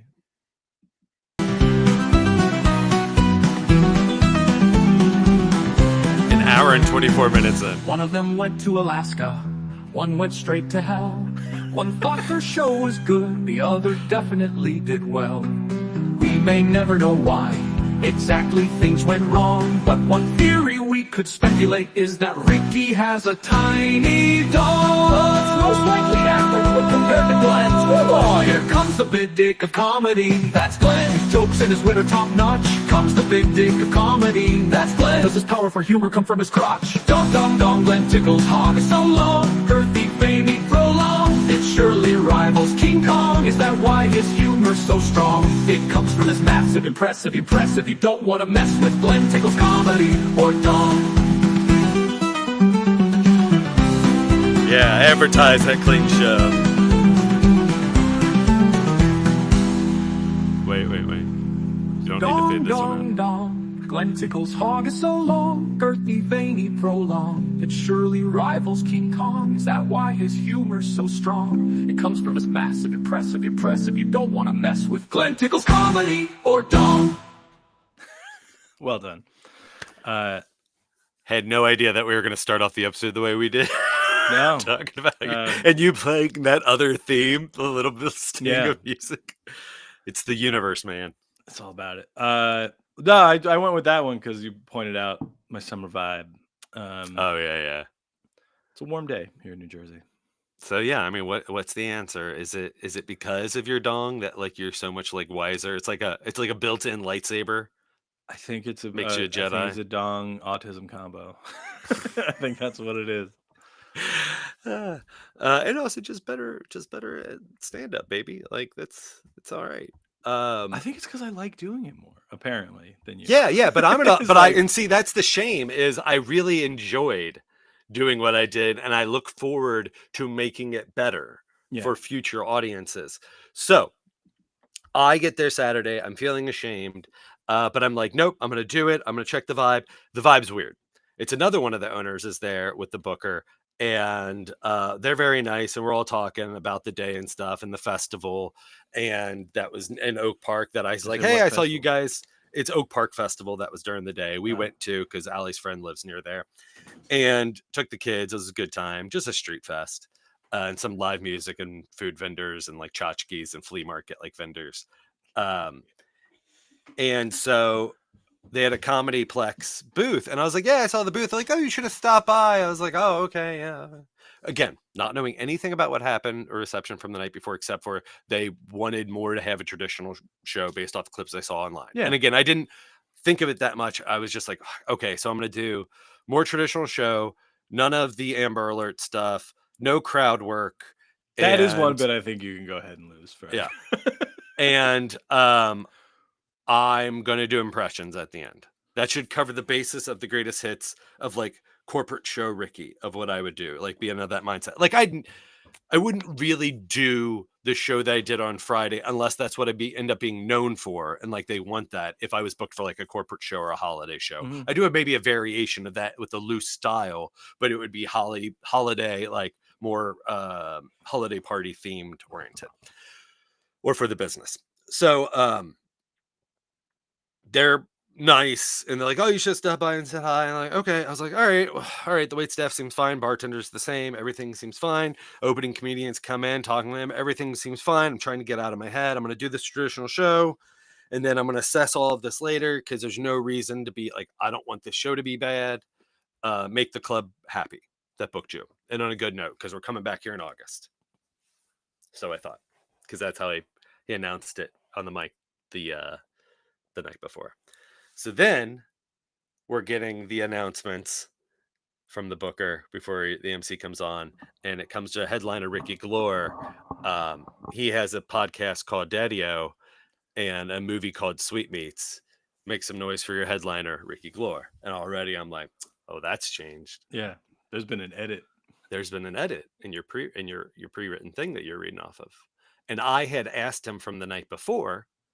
I said, hey, man, your intro is so amazing and like just big. And he's a hype man for like a minor league baseball team or something. Like he goes around and asks the questions, keeps the audience engaged. My nemesis does that. And Ben Youngman. Yeah. Does it for the local hockey team. I don't know if he does it for the local baseball team anymore. I know he used to. I know he still does it for the Lehigh Valley Phantoms.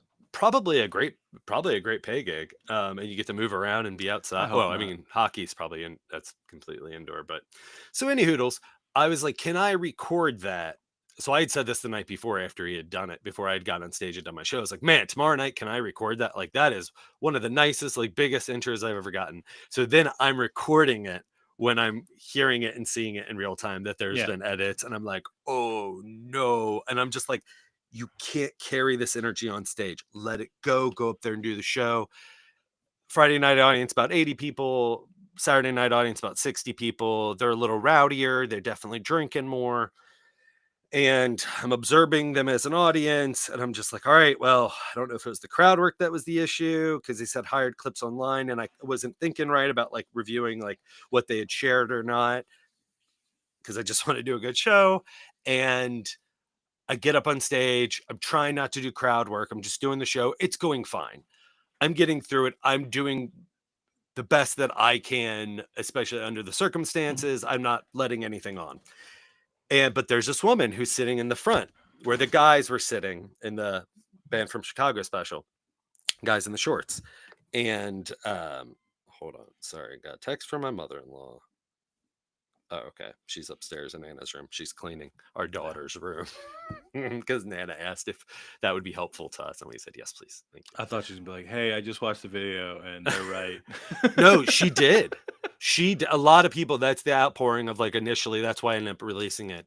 A lot of people, a friend of ours from our Chicago time living up there who's been in a couple of our plays and went to FSU with Allie, immediately, we're actually visiting them in Michigan in July, immediately was like, don't let these people shame you into not being the performer you want to be. Yeah, I think still absolutely do this. I think that's the camp I'm in. I mean, I've given you the notes I got on how I think you can improve it, but I don't think. And I'm just trying to think of like the simplest answer for this all, and it's just. It is weird. Like you spend a lot of time announcing how you're doing untested workshop material, but that also could be part of the bit than they might have been expecting. Right, it might have been, but it also worked. Right, and it worked. It wasn't a explicitly clean show. Yes. So I don't know.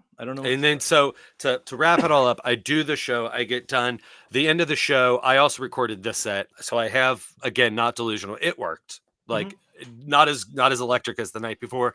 Some people came up to me after the show, but not as many. Some people took the postcards. But at the end of that show, the woman who was sitting on the lip of the stage, who had a lot to drink, started just talking to me during the show. And she had been semi-talking and heckling a little bit earlier. Not heckling, but you know how people think that it's their TV. Chatty folk. And so it's gotten worse since the pandemic. I'm doing the impressions and she keeps on interrupting them, which again has a very specific cadence and flow, and who starts talking during that. But she does, so I have to handle it now with crowd work. She does it so frequently the crowd starts turning on her, and you can hear it in that video. But I'm like, no. And so I try to play it off. I try to reroute these last 2 minutes of my show, which I would have dealt with her. She would have understood what the show was if I could have not been so adverse to doing crowd work in the opening of the show, because I had already recognized as a performer, woman sitting on the stage, she's had a lot to drink. Yeah. And her husband's kind of a D-bag. But I couldn't do that. So then after the show, vibe's a little bit weird again. I'm talking to the booker. I give him a copy of the movie, and I'm just like, yeah. And he asked me, can I sign it to his son? Him and his son love watching horror movies. I was like, all right, well, see you guys later. Thank you for the weekend, blah, blah, blah. And I leave. Feels weird, but like it was what it was. So that show was, and I didn't hear anything. That show was on May 31st. And so by Tuesday, June 3rd, I had still not been paid or heard anything. You and I have already talked. You've already watched the set. Yeah. More information. Unusual for a club, yes. I would say. Typically, clubs you get paid after the last show. They had me give my Zelle and my Venmo.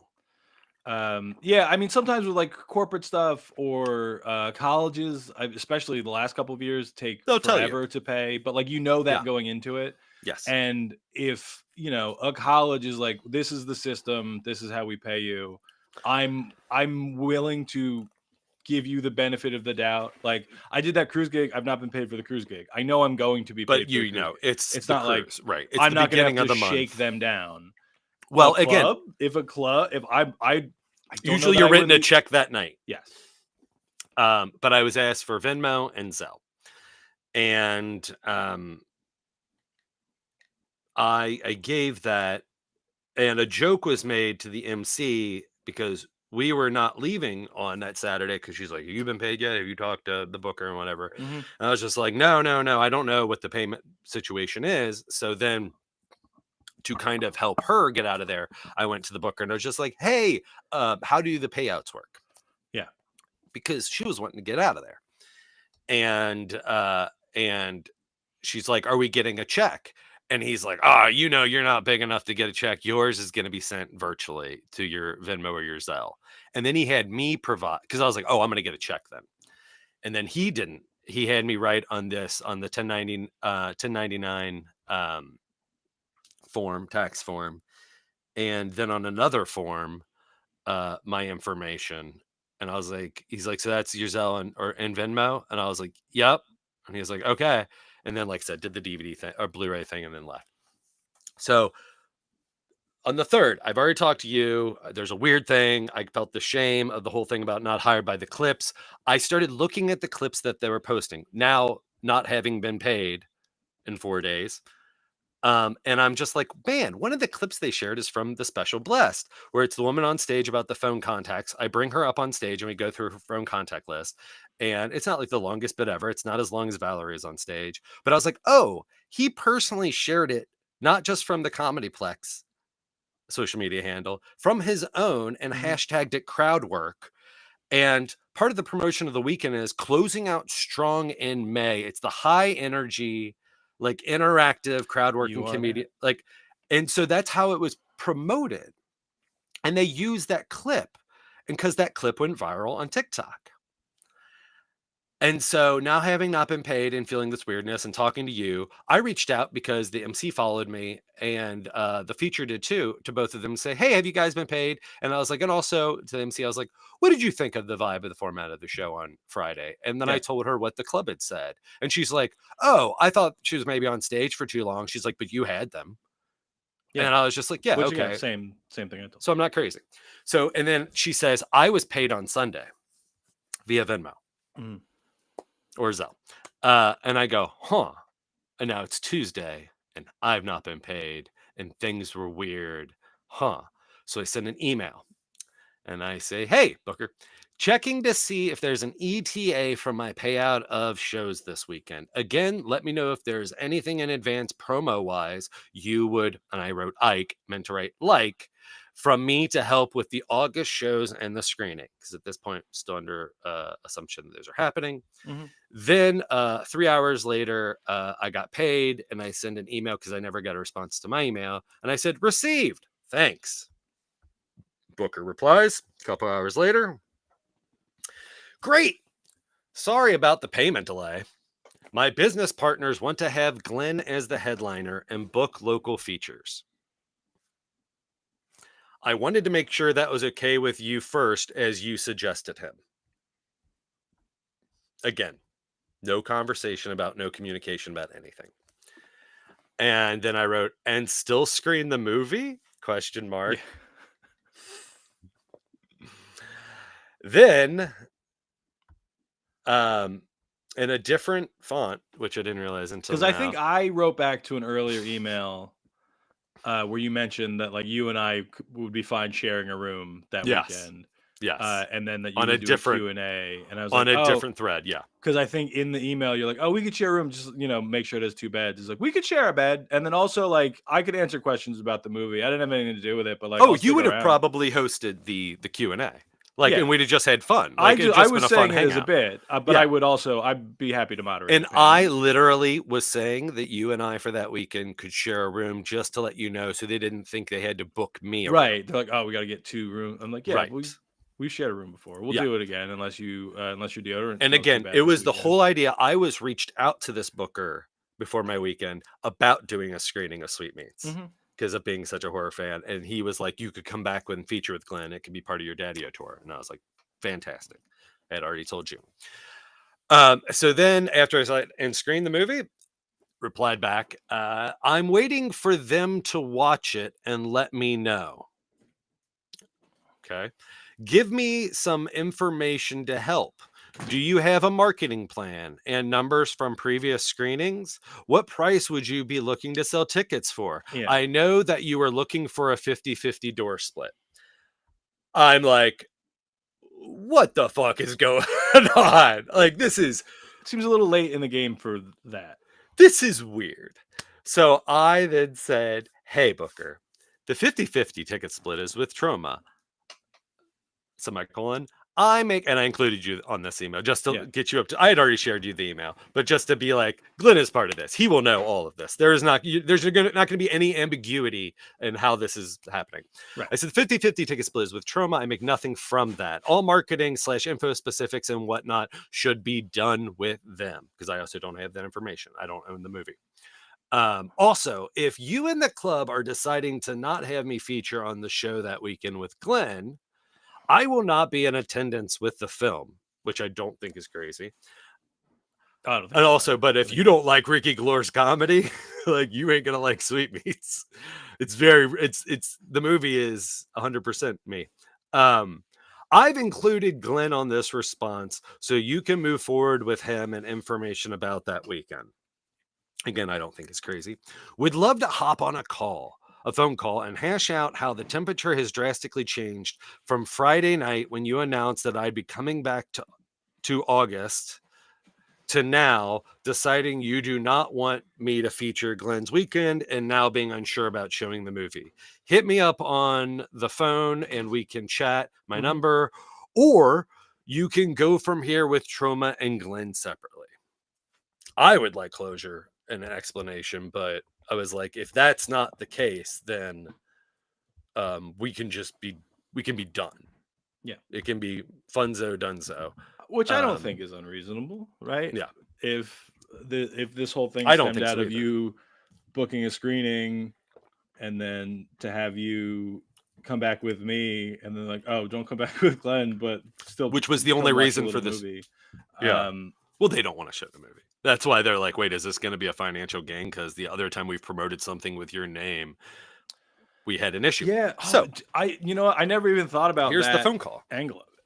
Yes. So maybe all the comedy stuff is just like they're trying to politely let you down about the movie. I don't know. Yes. I think they don't want to have anything more association with me. I thought it was weird that a comedy club was going to screen a movie. It's a funny movie. I want to be clear, but yeah, it's, I don't know. It seemed weird when you told me that was happening initially. When you're like, oh, we're gonna go to Chicago in August, and we're gonna do a Sweetmeats screening after the show in Oak Park, and it's the Chicago premiere of Sweetmeats. So then I get a phone call. Probably about a few hours after the. Oh no, maybe it was the next day. It was the next day. From a phone number I did not have saved, but it was like a Chicago area code or something. And so I answered. One of my friends, Eric Hunter, co-writer of the Trudy, probably our next feature film we're going to make, was with me, and we were getting ready to go on a walk. And I answer it, and he's okay because he has to sometimes answer different phone calls for his job while we're together. So it's one of those accepted things. It's not like, oh, and you were on that phone call for so long, I couldn't believe you. Yeah. So I did that. And it was the booker. And he's like, yeah, like, let's talk about it. He's like, so, the associates and he's like, I want to talk about it. And I was like, okay, great.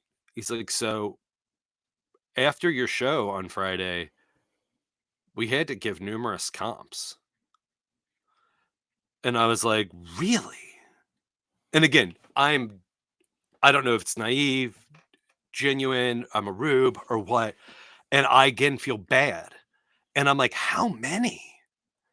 Because again, 80 people, 10 people specifically talked to me for a really long time. Other people leaving are saying, but again, I'm not saying he's lying. And I'm not feeling that way when he said. Did they say comps or refunds? Comps.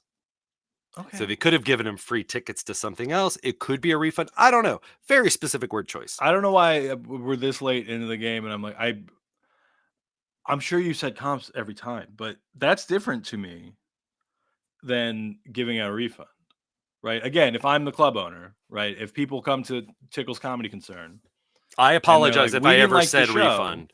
I don't think you did. If I did, I said it in the way of like, I'm not sure if that's what he was implying. I'm the club owner. Yes. I book you. After the show, a couple people are like, hey, we didn't like the show. Me having to give them their money back versus a free ticket to an upcoming show, a thing comedy clubs give out a lot all the time anyway, it's very different. So if it's like, oh yeah, we, sold 40 tickets, whatever, we had to give 10 people their money back. That's different than like, yeah, we gave 10 people tickets. They're going to come back and buy drinks next time too. What It's do you? It's a 2-drink minimum. It's a full bar, no food. But I got the impression that's why clubs give out free tickets. Because I got the impression that there was a free ticket. There was a free ticket room. Also, I think maybe a couple people bought it, but yeah, specifically on the video that they got tickets for free. They got free tickets. So again, comps to the people who bought them. I don't know. As Valerie mentions in the video, you can't really see beyond like the first 2 rows. So I couldn't see everybody, but I could hear. Yes. Did they say specifically they had to give out comps after the show or after the show? Oh, okay. And he made sure to say, do they mean and that happened we didn't sell a lot after of tickets, the we show. had to give a lot away. He clarified to make sure that I understood that it was after the show due to complaints of the show. And again, hasn't really given me specific what those complaints were. And I said, how many? Again, genuine. And he said, well, we had to give out a few. And then then I'm like, oh, if I'm clearing the air and I'm a club and I'm having this conversation of why we're not wanting you back, which is what I'm assuming with the email chain so far, is that you don't want anything to do with me and you did not like what I did after everything that has happened. I would know exactly how many. Because then you didn't pay me for so long. Part of the things I'm thinking in my brain is, were they figuring out if they could dock me pay because it was refunds or was comps? So was that the payment delay? Maybe. Yeah, I don't know. Mine's gross and I don't like thinking about it. And so then I said, well, how many? He's like, well, I know I had to give out a few. And one of my associates, who is the gentleman who I believe handed the mic to me when Valerie got on stage, and he didn't seem very happy. And I think he's one of the owners. I know they had to give out a few. So we had to give out quite a few comps. And I said, yeah, but how many? And again, not knowing refunds or just free tickets. And he was like, it was quite a few. And he's like, and then he's like, the crazier thing was we had to give out even more after the show on Saturday, when it was the more conventional, traditional show of yours. And so I said, okay, I was like, I'm going to tell you where I stand with this and where I think you all need to work on your communication skills as business owners.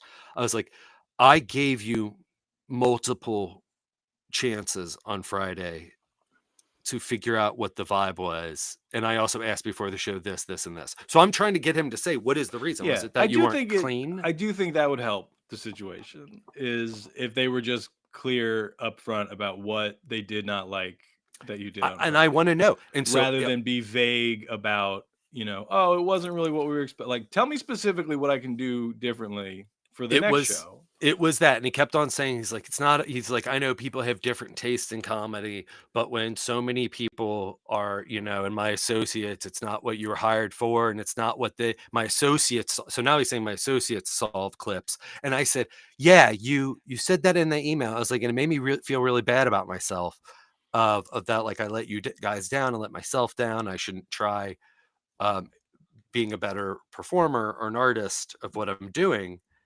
And it made me question, like, oh, am I delusional that I didn't have them, that I did a bad show and so many people hate me now? Like, I don't like that. I don't like that feeling. It's the exact opposite of why I want to do live performances. So I said, your communication with that. And then I was like, I looked at the clips you shared.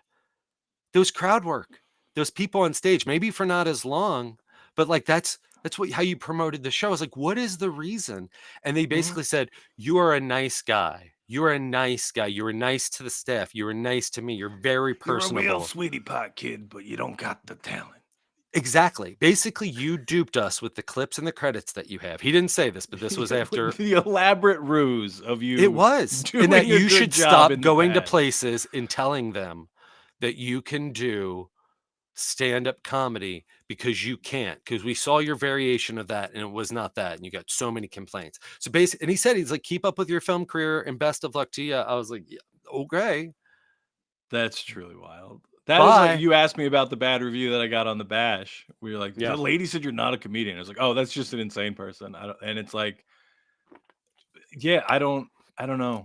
So then I've done a lot of shows with you, and then the clean thing to you.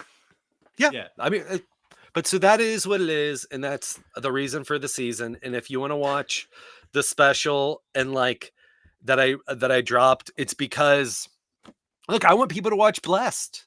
Like I want people to see that because I think there is something to that, and it was that one's not live yet, right? Blessed no, it's live. July 2nd. Okay. But again, I want you because you can't ever get the vibe of being inside of the room, and so it's the people that have watched it, comedy. The people that have watched the special, because I originally was just DMing the link to see if there was any interest in it. But then after everything with you and then you getting that email about the clean thing, I was like, I'm done fucking playing this clean comedy game. Like, I don't want to do that. I don't want to put a label that it's dirty. I don't want to put a label that it's clean. I want it just to be. And I'm not even saying like the anti-woke that like that is not, do not misconstrue that. Like that is no, the that's biggest my takeaway. That's the biggest hardship of Marin leaving. Snowflakes. Is where he's like, I feel like I created a monster with all these other Dude Bro podcasts, and now I need to be done because I'm tired. I'm like, hey man, the message you need to be taken away is we need you within, like we need someone on the front lines. Yes. But so anyway, that's why this is out. I've got everybody who's watched it. Everybody who's watched it, who has sent me a reaction or whatever, has said, I don't know what they're talking about. They seem to be laughing. Maybe you had the lady on stage for too long. Maybe you shouldn't sit down in the audience. Blah, blah, blah. All of that. The old guy is the only one who's like, I would not book you after seeing this. And like this, you did not have the audience. And I was like, great.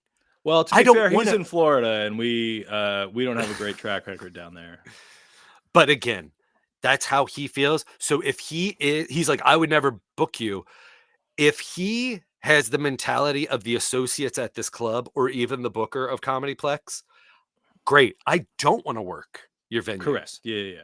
So please do not book me. And so that was my whole question to you. How should I market this? You're like, stand up. Well, I think I'm going to name it something, whether Ricky Glore Gets to Know You More Tour or Ricky Glore Get to Know Me More Tour or Ricky Glore Talk Show. I'm taking new press picks on Monday with a talk show vibe. To start putting some stuff together, to not completely market it as like interactive stand-up. It's just going to be a show. It's going to be a comedy show. It's Ricky Glore Comedy Show. I'm going to name it something. I don't know. It's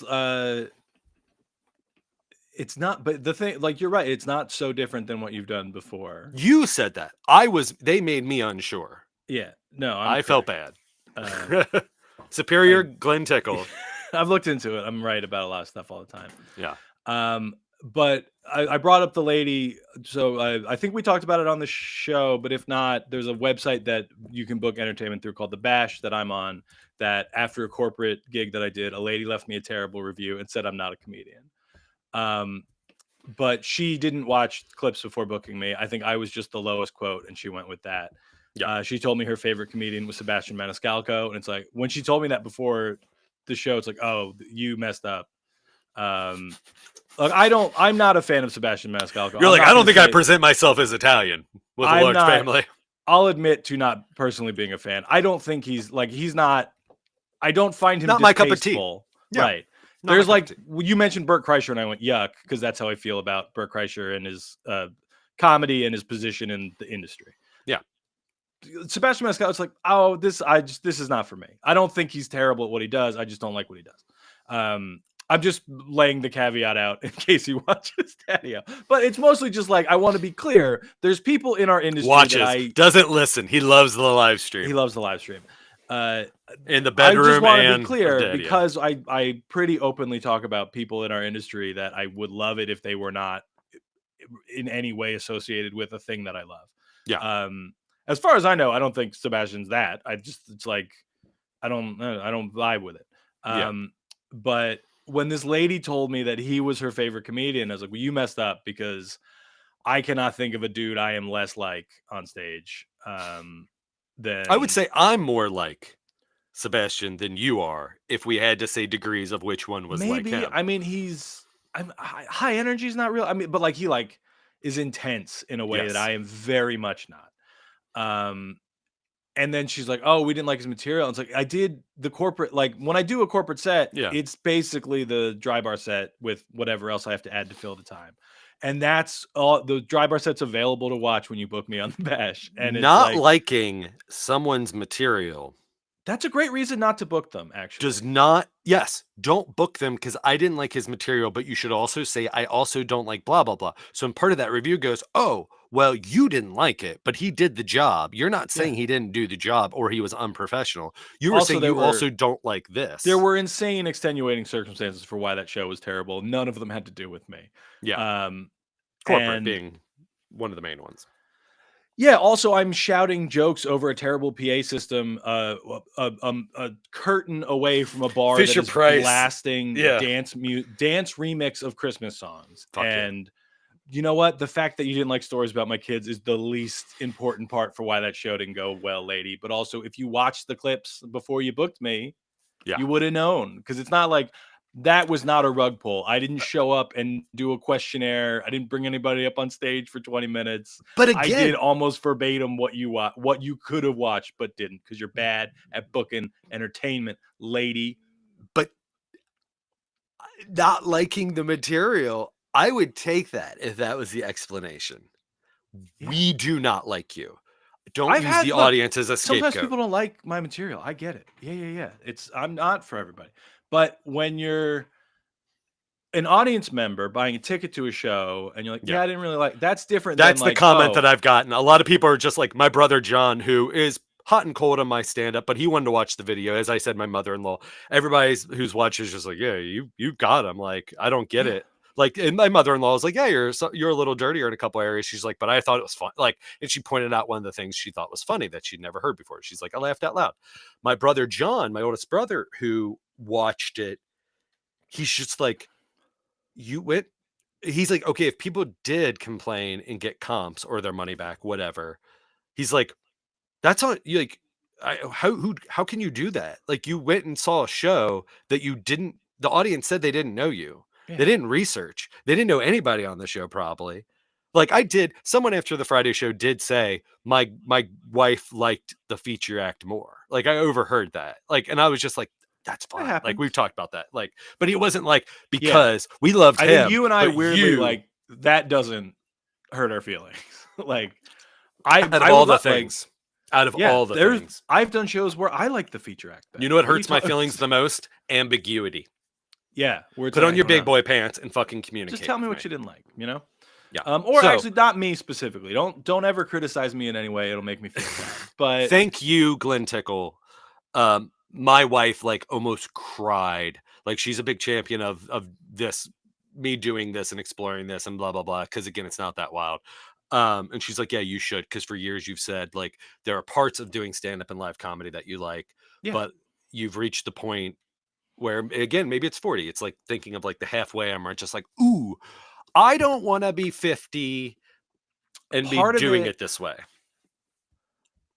Part of it is, I think, with the age thing of like, you and I are working comedians. We are not terribly successful. So it's just like, God, have I wasted my youth?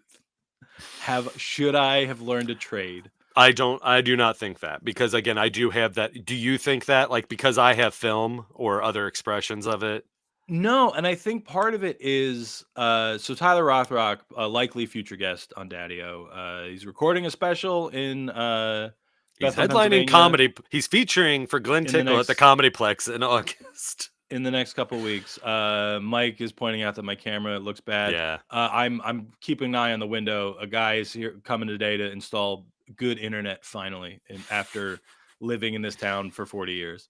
So it'll be fine. Poo pee pee camera. Oh, I cannot wait to have fast internet.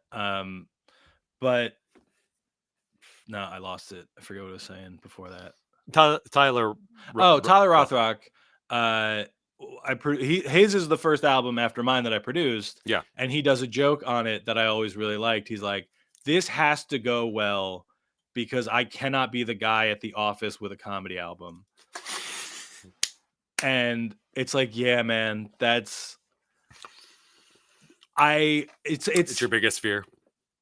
And it's only if I gave up. Yeah. Like, I don't think, which you shouldn't, but You aren't just stand-up either. You are so much more. You are multifaceted in the same way. I don't think less of comics who have day jobs. That is a thing. I'm sure 1987 Florida champ of comedy is like, oh, don't tell people you got a day job because they won't shut up. He's wearing his comedy Letterman jacket. Yeah, it's I don't happen to have one, and it is as much because I am a dad as it is a comedian. Like, being around to take care of my kids is a bigger factor in why I don't have a day job than comedy. I have other priorities that I try to balance, but if they don't fulfill me in a way, that's why I've never given up live performing and actually got back into it more, is because I need to have that live aspect, whether it's theater, whether it's improv, whether it's sketch. Yeah. Beyond film, I love the energy of being. See, I had kind of the opposite reaction of when I went to school for film. I made a feature. I've done shorts. I've been to festivals, and I went to theater. Yeah, doing the Q&A at the film festival. My favorite part.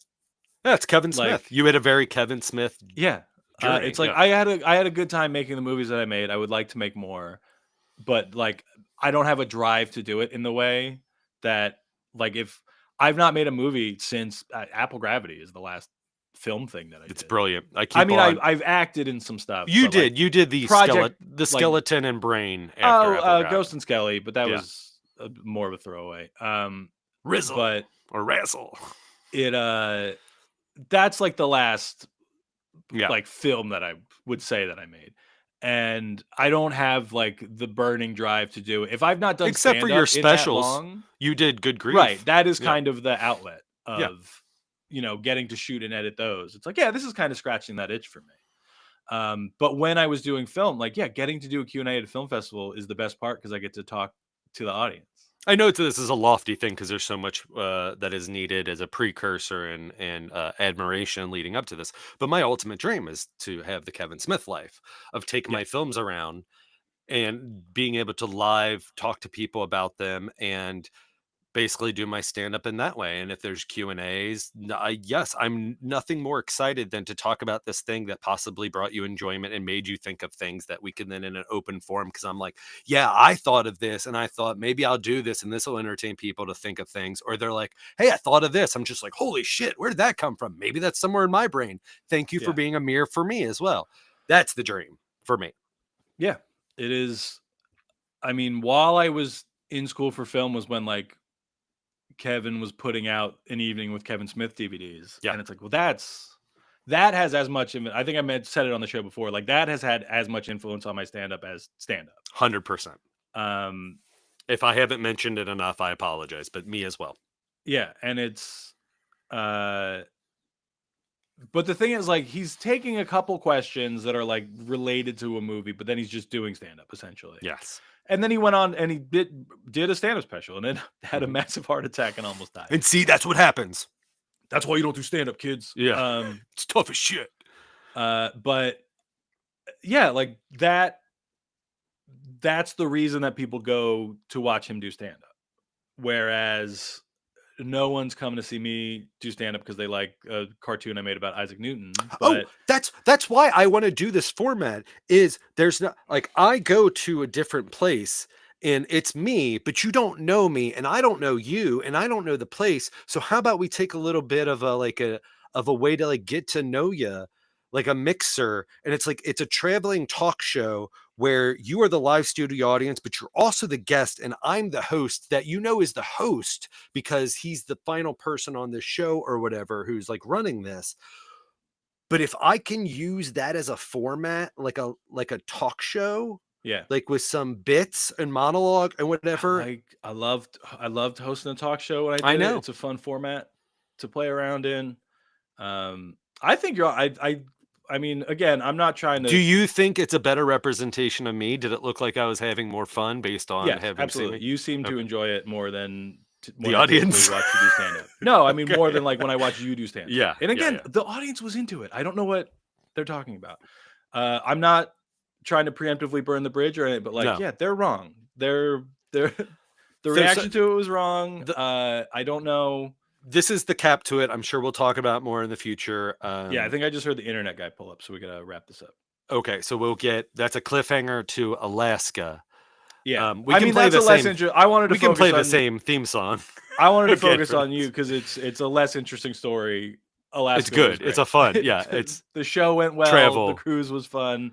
Flying is still my least favorite thing to do. Did you get you haven't gotten the results of your autism assessment? No, so I did the long form in person one yesterday, and I will hear back. They said early next week, but I think I nailed it, guys. I think I did so good in there.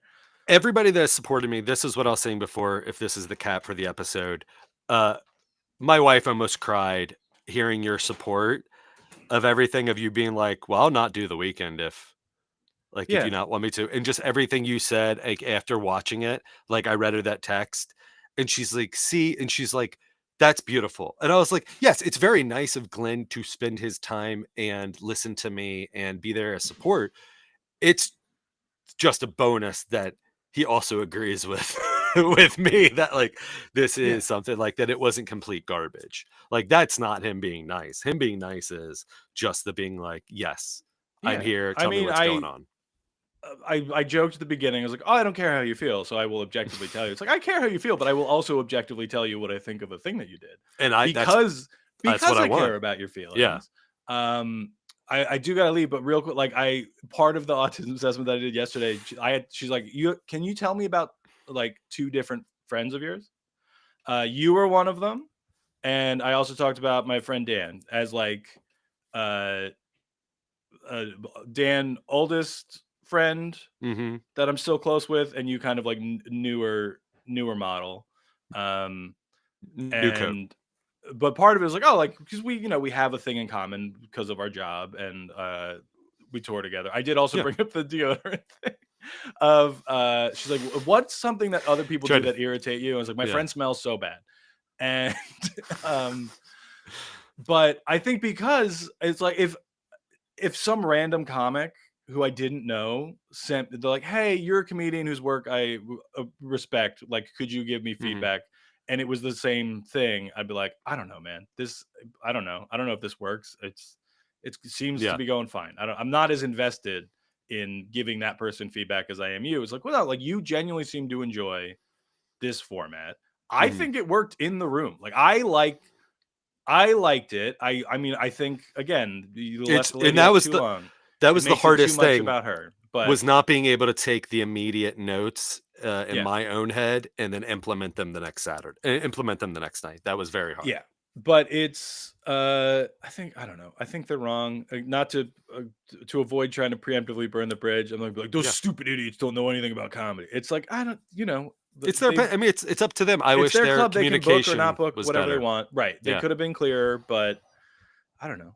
They still could be. We still don't. I still don't know. You can iron it out. I'm gonna do your set word for word. I'm gonna memorize the video over the next couple of weeks, and then just do exactly that. I'm gonna force the Valerie audience to member come back. Yeah, or put me in a wig.